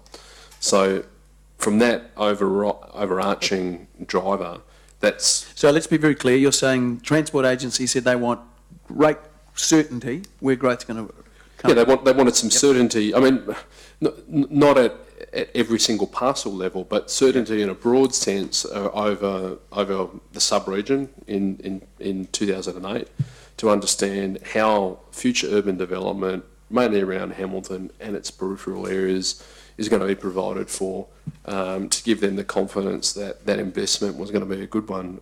The overarching driver for the agency on that was the national significance of that road investment for freight, right, and for moving products, import and export. When you've got unplanned development or development that's got the ability to threaten that investment, the agency, that's something they're seeking to avoid. What they want to see is that road... Sorry, Luke, I just need to follow the steps. Yeah. So you're suggesting that the gap between, the lack of a gap between a village and a village threatens their investment? No, not individual ones. I'm talking about all of the potential for urban development across the area. So what that flowed down from was around primarily understanding Hamilton and Hamilton's ability to grow its periphery and its interactions with the major settlements and e.g. Cambridge, Te Awamutu, Huntly and Narramohia. The ability for Future-Proof identified those other towns and villages mainly to assist Waipara and Waikato district councils to enable those locations to grow in a way that wasn't going to jeopardise the role of their bigger towns and centres, which would have the potential and have a flow-on effect in terms of NZTA's confidence about the land use settlement pattern. So in terms of when does a town become a village, there's no threshold. It doesn't articulate that. Yeah. That's literally just a decision that's been made by the strategy partners through the course of the work that was originally done back in Future-Proof, back in 2008, 2009. Okay, I'm sorry I didn't get that. What threat to transit's investment? I mean, I asked the question, what's the rationale for having clear distinctions between one city and another city? I mean, eventually probably what's going to happen, Auckland and Hamilton will, somewhere along the line, join up. And there might be a line on a map that defines it, but as Martin says, who cares where the line on the map is? I mean, who cares where the line on the map is? I think that's the point though, Gary. This plan is about, forget the lines, we've got to understand right across the sub-region, how's it going to look? And these small towns are critical to this because, with respect, Luke, in 2008, when you did Future-Proof, Pocono was the ice cream shop and the bacon shop. Yep. And 2,200 households have gone in there in the last 3 years, 4 years max, and they're only predicting another 2,030 years. Yeah. Sorry, 2,000 in the next 2 years. Yes. I mean, it's all of this. Personally, I think a lot more work needs to be done on this and a lot more honesty. Because, I mean, Te Kōwhata is highly desirable and really going great guns. Pocono, all of those. What's going to happen is actually how are you going to support major communities in those places, because they'll want parks, they'll want schools, they'll want a swimming pool, they will want a library, and it won't be just about the hard infrastructure, it'll be about the soft infrastructure. But sorry, thank you. I mean, just go to Calvin because he's risen. So you must have something important to say. The Mayor's kind of stuff. But to answer your question, Gary, I think one of the things that's we're talking about this in Future-Proof is around spatial and residential and commercial land use.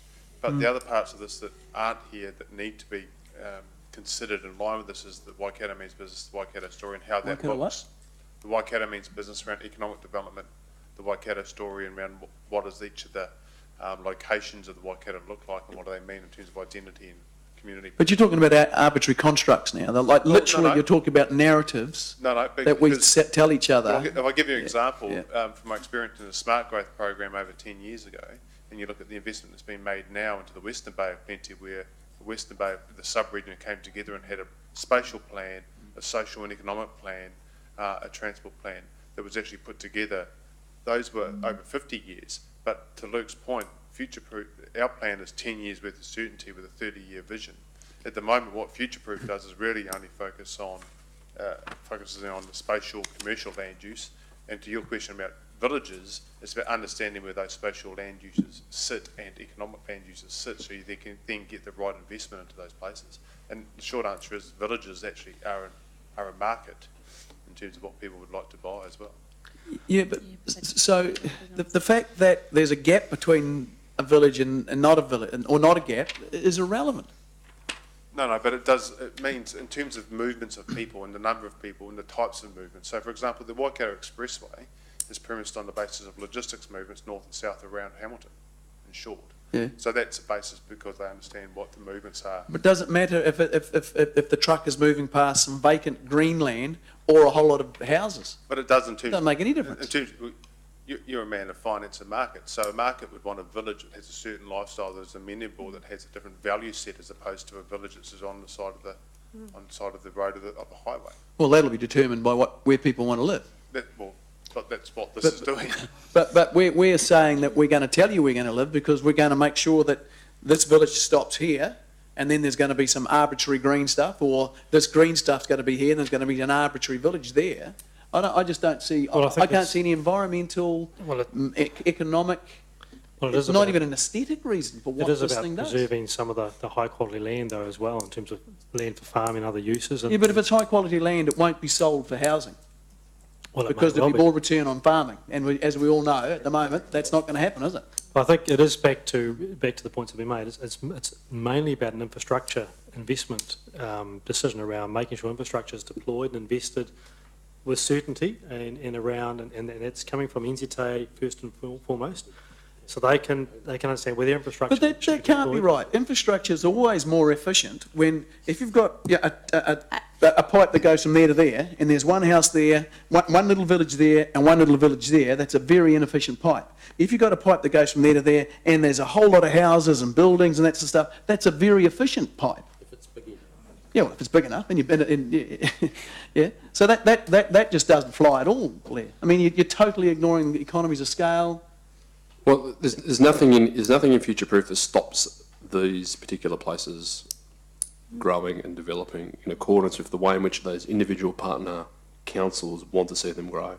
All it does is ascribe their function in the sense of you've got major employment and residential growth in the major towns, and it's just acknowledging that there are villages and there are towns, but in a smaller scale than that. But I don't think it's more than acknowledging, it's requiring that there are these things. Now, I'm not against this happening, but I just don't think it should be required. It will happen as it happens. Am I wrong in saying that is an imperative here, well, imperative is too strong a word, but it is a requirement of this future proof that there's villages, then there's some green stuff, then there's a village, then there's some green stuff. Is that That's what I'm... one of the principles, yes.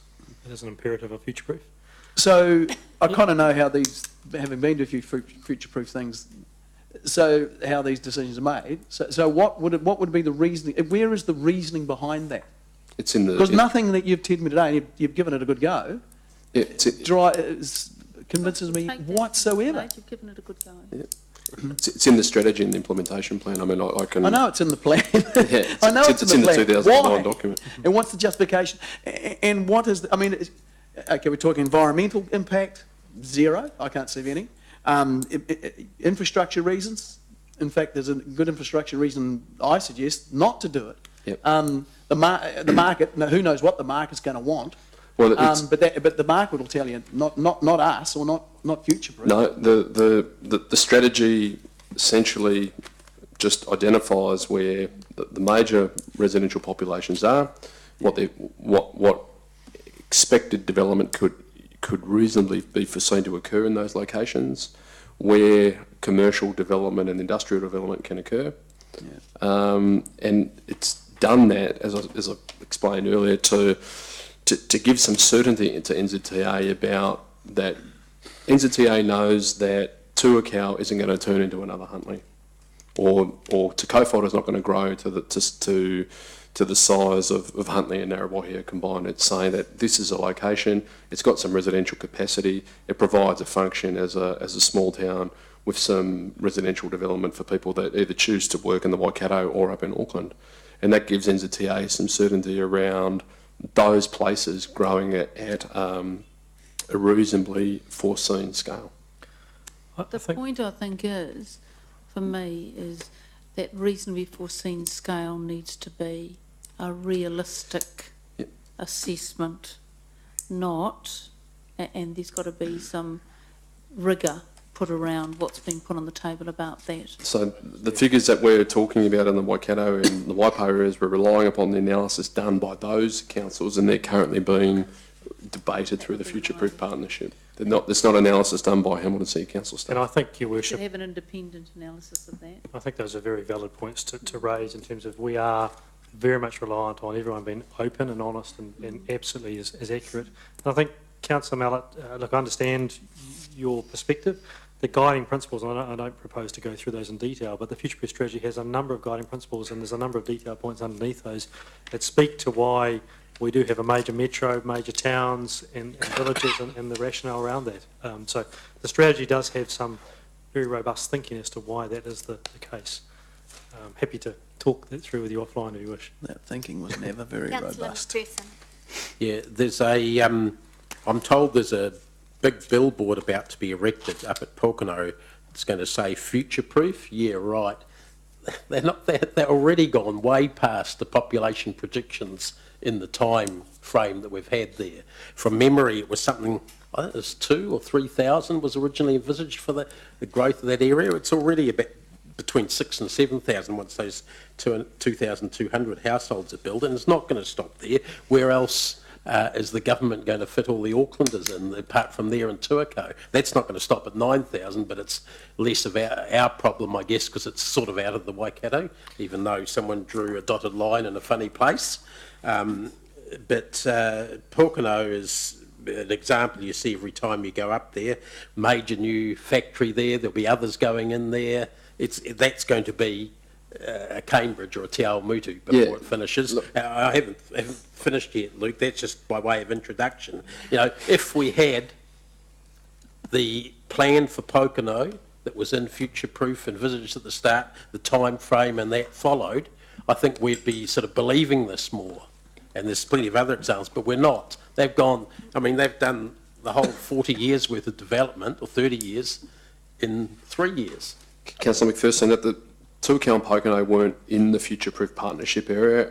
Pōkeno was in Waikato. So they were part of the former Franklin district. So when the 2009 Future Proof, and this is part of the reason why we've had to go through the update. We talked about Pōkeno because it was on we talked about in terms of ribbon development along the expressway. It was in the Auckland region. It was prior to the changes to the local government amalgamation boundaries. So okay, then it was never included in Future Proof. Let's tell me about Ngarawahia then, because they had a distinct urban boundary for Ngarawahia. Now I know of two residential developments outside that urban boundary happening as we sit here right now. How did they get off the ground? You know, if that council was following Future Proof, and I'm not trying to blame you guys for it. In fact, maybe you had part of the answer before. We're relying on the other councils to have done this work to see that they fit within Future Proof, etc. And maybe the problem is that there hasn't been an independent look at this, and which has led to us having a plan, as the Mayor's put it, that's unrealistic, at least in some respects. Look, I think it's fair to say that Hamilton has been more mature in terms of its urban growth strategy. The Hamilton urban growth strategy has placed us at a distinct advantage in terms of having some granular look at our demand. That is going to be the focus over the next part of this review in terms of looking closely at Waikato and Waipa's figures. Just in comments, Ngātawahi was identified in the strategy as a growth area or for Waikato, and they were signalling a population increase from sort of 5,000 in 2006. Bearing in mind this is a 2009 strategy. 5,000 in 2006 to 8,300 in 2021 to 12,300 in 2041, etc. So they were seeing some growth, but not spreading out into the countryside, which is what it's doing. Yes, and I think where that urban limit of Ngātawahi was, I'm not sure. So well, I know. So it's two of the three developments since Future Proof came along are outside the urban boundary that was drawn at the time. And I mean, that's why Mark Broham's submission has gone forward, telling them that we don't agree with them just legally making it open slather, really, because we can see the same sort of problem. Well, it's actually happening already at the moment, and it's going to happen. You know, there's going to be an off-ramp from the new expressway into the side of Huntley that is quite desirable to live in, with overlooking the lake. Same at Te Kaupara, overlooking the lake. The Mayor put it quite right. They're very desirable, those areas, and there's going to be huge pressure on Waikato Council to develop it and to get a lot of income from rates and so forth in the area. And I don't see that it's realistic to say it's not happening. We should be working, in my opinion, with how we should be redoing Future Proof, especially how it applies to the area between Hamilton and the Auckland boundary, and having a whole re-look at that. You can't just rely on the local council up there. So I think the point around an independent assessment of the figures is a very, very good suggestion in terms of someone independently of all three councils saying, yes, your figures are realistic, yes, they make sense. In the context of the review that's occurring now. So, Chair, if there's no, I'm ready to make a motion on this, but I just need to add in a few more things. Okay. If you wanted Question. to. Just a question, if you would, and it comes back to the National Policy Statement Rehousing. I notice under their appendix they talk, about the different. They talk local authorities, and they talk about the Hamilton zone, the Cambridge zone, the Tiamutu zone. Is the Hamilton zone in there, and then they've got the figures where that zone is 180,000 going up to 253,000 people. Is that sort of basically Hamilton to Pokeno? What is? No, it's roughly, if you imagine, a similar shape to the current territorial arrangements for Hamilton City, and just expand the football. It goes north to just south of Huntley. Right. Topiary, to the hills. Yep. Pakari Matas and the Topiary Mountain and that sort of thing. West to almost to Whorowhora. East takes in as far as Matangi. And south it would include the airport area, but excludes Te Awamutu and Cambridge. You see, can I ask, isn't that significant that Stats New Zealand and the government talks about the Hamilton zone, right? And it exactly talks about the Hakramatas in terms of it. I thought the Hamilton zone, they're very much talking about community of interest and interaction. And it is, and I think it's very useful for us all to actually get a map of their zone. So with respect, Councillor Garrett, it's not just communities of interest, there's a criteria which is applied for that, and it's been in existence with Stats New Zealand for quite some time. No. It's just that it's been given ascendancy now. The Hamilton urban area used to include Te Awamutu, though, Your Worship. Yes, but what I'm saying is the notion of a Hamilton urban area is not anything new. No. It's been around in Stats New Zealand for some time. If I may clarify, trust me, I'm totally aware of that. Trust me, I am. But the fact is that the government, in terms of a national policy statement, that is their frame of reference, not the city of Hamilton as we know it, but the Hamilton zone. That's correct. Yes, because that's where there's housing, and it's about housing. It's the demand for housing and the proximity to jobs and Hamilton's role as a major metro. All right, wonderful. Your Worship, you have a motion? Right, so, okay, is it up there on the board? I might want to type. Or do you want to just take 5 while I just get it all written up? Let's do that. All right. Let's do that, we'll have a cup of tea. Oh, 25 past 5, I'll come back. 5 minutes. Fish and chips. Fish and chips.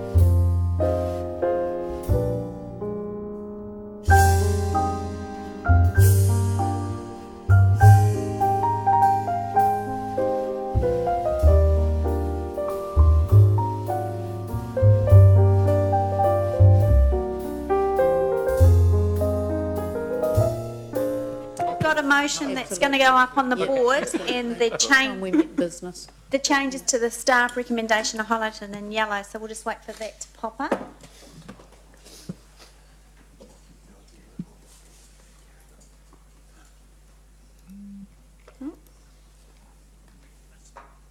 Oh, can we get it all on there? Can we stop at each of the yellow bits for a read, and then if you can't? Can you just go, go up to that first one? So Roman number 1 is just noting that, you know, it's our decision what order hugs happens because that's our document.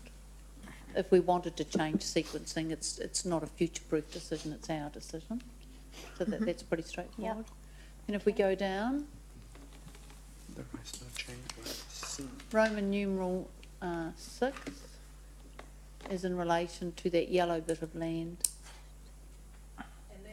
which was the discussion on the expressway.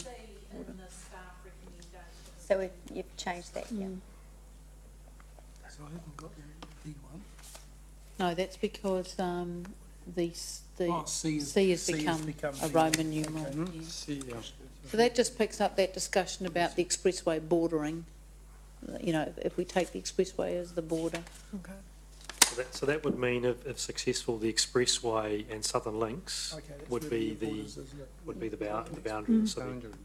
Though as a result of that discussion in the north, we end up with a bit extra bit outside of that at Rototuna, that lump on the outside. Sure. Because there was a community of interest with the bit that was inside, so you might face that with Tamaheri, for instance. Yes, but that will be fleshed out, won't it? And then Roman numeral 7, this is just about one version of the stats. And given that the NPS on urban development is going to be quite prominent, we may as well align, whatever that might be, subject to what Luke said. I mean, submissions might change that, I doubt it. Roman numeral 8. This is about bringing the, you know, the HT1, R2 and WA, although, you know, why can't we call them something that's relevant? Yeah, would be helpful. I mean, it's like R2D2, isn't it, really? Rototuna North, Ruakura North. There you go. I feel tempted to add in that staff are to come up with appropriate names, but I thought that was a bit too gratuitous, but you know. Chris's area. Is the third it might one? be helpful. I'm not sure what HT actually stands for. I've never worked that one out. Yeah, I don't even know what they mean. We'll call them something. So that picks up that and says, look, let's do the negotiation during this review. And then the bottom one picks up the question at the end we were talking about is whether those growth projections for all councils need to be independently validated, given that we are at different levels of our granulated inquiry into those, and probably the city is a bit more advanced, having had a lot more experience at this, but it might be useful for the staff to have some support around getting that validated. Yeah, as long as that also included the which part of the city or which part of the surrounding area would grow relative to other bits. Yes. Yeah. I think that's that the sequencing area and timing implies that. Yeah, and it's quite hard, I think. That is quite hard, but sometimes, you know, the wood for the trees thing, isn't it? Maybe just someone with a bit of clear eyes might have a different view. Be helpful. I think Councillor McPherson, that last one goes to your point around is everyone chucking and everything in, or is there a scientific approach to this? Are we sensible? Is it being balanced? So I'm happy to move that. I think it's clear. Okay, yep, thank you, Your Worship. So you seconded for that? Martin is? I was second. Councillor Gallagher seconding that. Okay, let's go to debate, Your Worship. I don't need to talk to it. I think we've done enough talking, but however, I reserve the right to reply if anyone chooses to speak. You hear me saying, folks? Chooses to speak. There's a warning in there, Councillor Gallagher. It's a brief choice. Hold, Martin, hold. It's a brief to choose, and hopefully a brief speech. The only thing is, I think, as we move on, I mean, and I'm not wanting to sit and pore over maps and that, but I think the point's made. Again, if we look at Tamaheri, I mean, there's a Tamaheri that goes beyond the expressway, etc., which can be part of a discussion. But I think in the end, this particular recommendation obviously starts setting us along a good track. It doesn't bind a future council, because I think this discussion will carry on into the next council. But I think in terms as a direction of travel, it is good. And obviously it leaves an incoming council its right to let's see where we go with sequencing. I think the big debate is is the sort of the when does other parts come within our boundary, and there's a lot of issues, but I think this is a good direction, Madam Chair. Any further speakers? The only thing I would say, just on a practical basis, Ruakura came into the city earlier than Future Proof originally envisaged, and for good logical reasons, and there are equally good logical reasons why the same might happen with other areas. Yeah, agree. I might just make a final comment, Madam Chair, that the National Policy Statement on Urban Development is something that we need to take very seriously and very carefully understand and look at. And this will impact on Future Proof. Right, thank you, Your Worship. I don't think we'll try the board.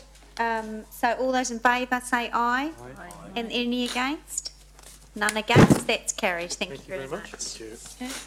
Okay, we're on to item 10, page 71. This is a standard reoccurring report, Regional Operation Roundup Report. And we've got Chris and Robin. So happy to take the report as read, Madam Chair, and answer any questions. Thank you. We missed you before, Chris. Questions, Councillor McPherson. Chris, the total mobility item number 50 on page 75 that your staff have promised on your behalf to bring back to the next meeting of this committee in Did you know July. That? Yeah. I just didn't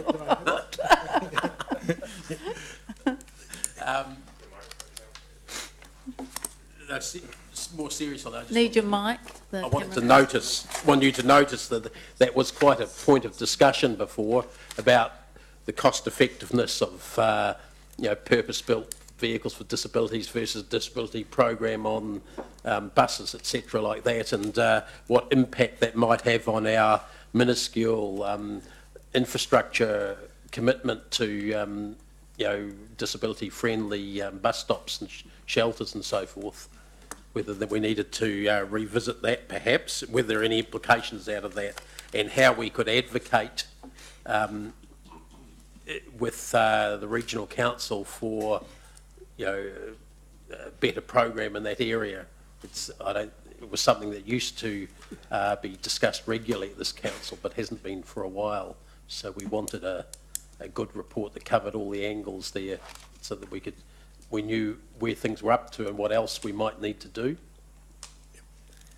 So just talking to Robin, I think the reference in paragraph 51 to the next committee meeting is probably the next, was intended to be the next joint public transport joint committee, but we will bring that through to the next regional roundup. We can put a focus on that. I know we're still doing a lot in the space of accessible curbings and a lot of work in that space still with regional council, but we can focus on that in the next regional roundup after that committee meeting report is received.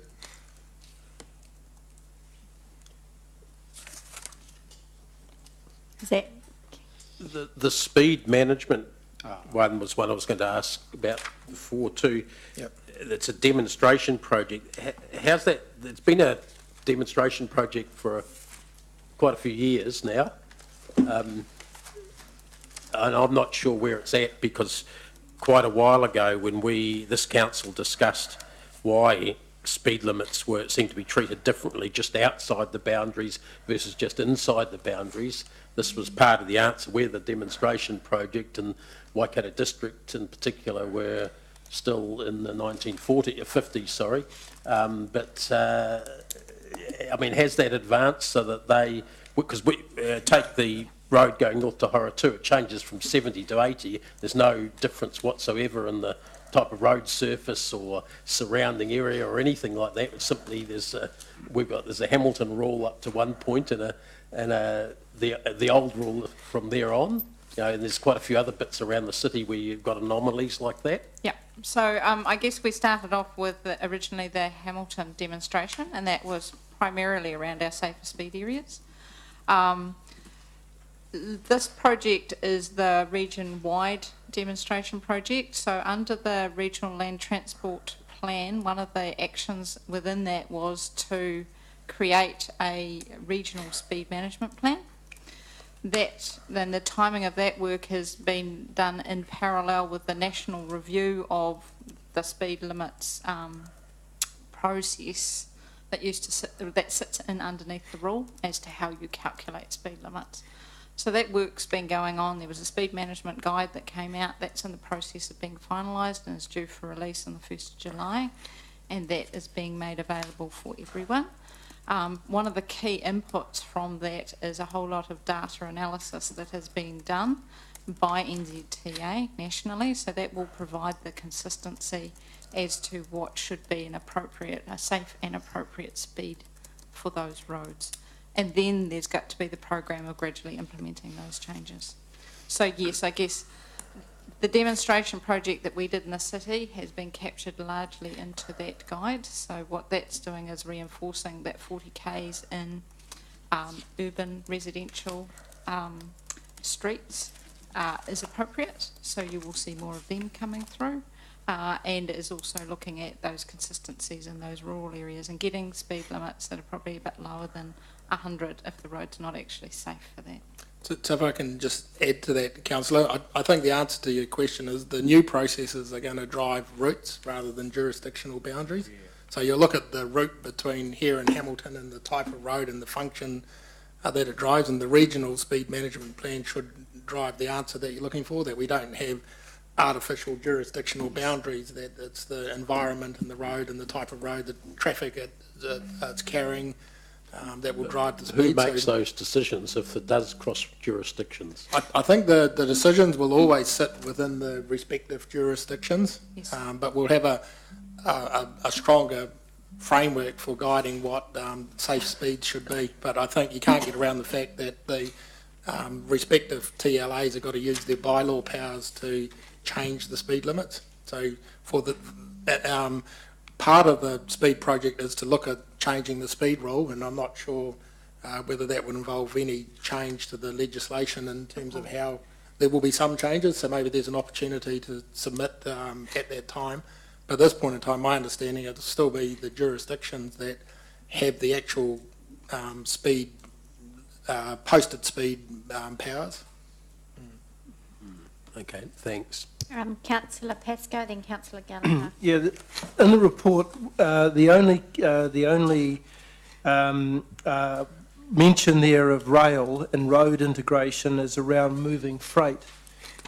Are these three committees that are mentioned in paragraph 2, do they have on their agenda, or one of them or all of them have on their agenda, the possibility of passenger rail, given the amount of money being spent currently in Auckland around the development and the enhancement of the rail system that links parts of Auckland together, given our discussion in the last item around villages being developed all the way down from Auckland down to Hamilton, where passenger rail may become in time an attractive proposition.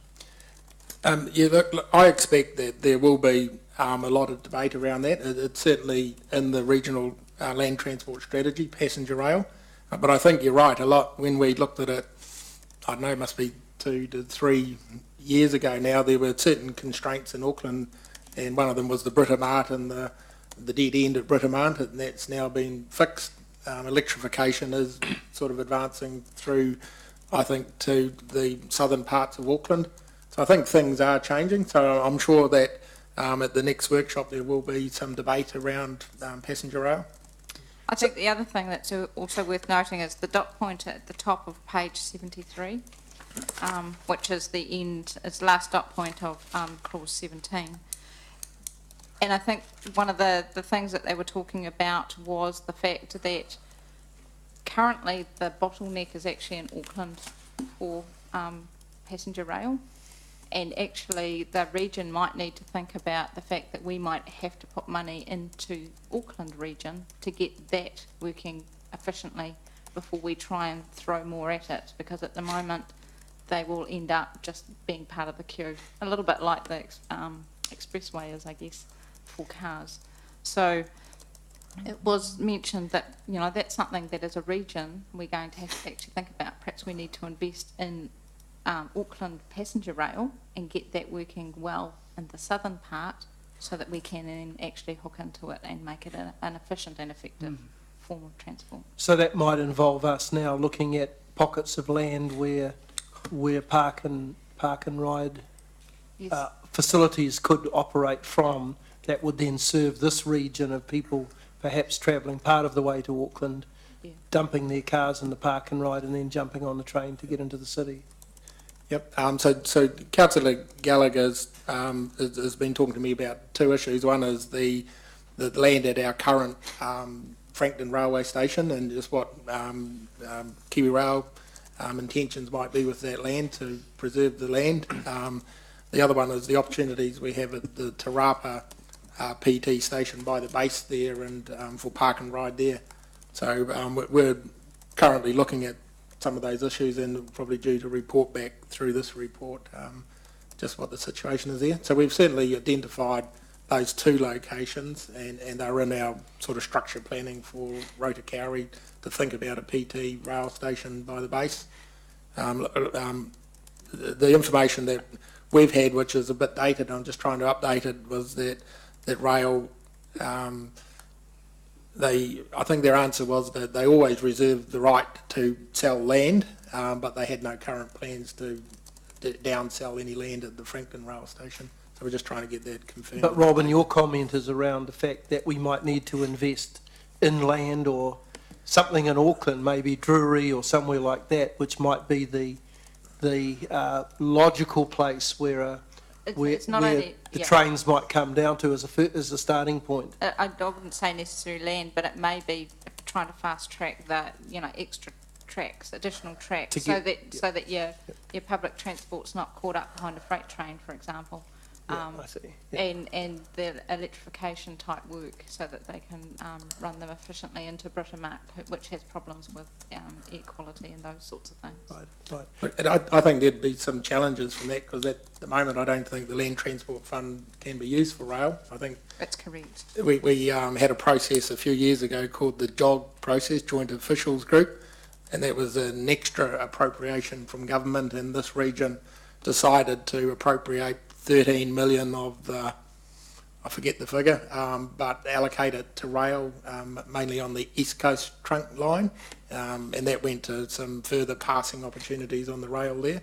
But it was from funding that was outside the Land Transport Fund. So at the moment, I think the rules are it can't be appropriated to rail. So unless you put enough pressure on the government. Unless there's another process for other different types of funds. So at the very least, I guess there'd be advocacy from this region to fast track some of the Auckland issues. Yeah, I would be very concerned about the discussion you're talking about, Robin, quite frankly, because the government's already signalled a commitment about rail last week in Auckland, and while they might not be framing it in that way, it's clear that they are seeing that investment in their rail network in Auckland as a critical part of the functioning in that city.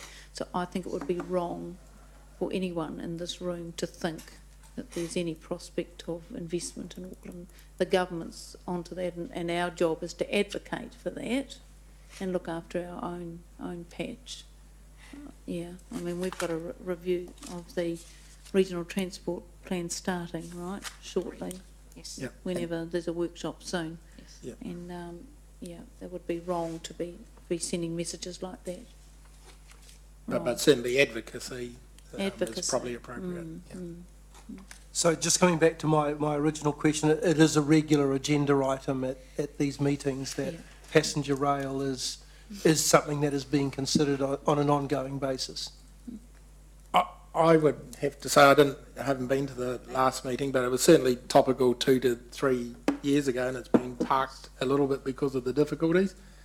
Look, I think with the current housing issues and everything, it is coming to the top of the agenda. It's probably with the Britomart changes now in play, I think it'll be back at the top of the agenda, and I think Her Worship and Councillor Tooman will be at a workshop very shortly at the RTC talking about priorities, and I'm sure it'll be discussed at that meeting. Thank you.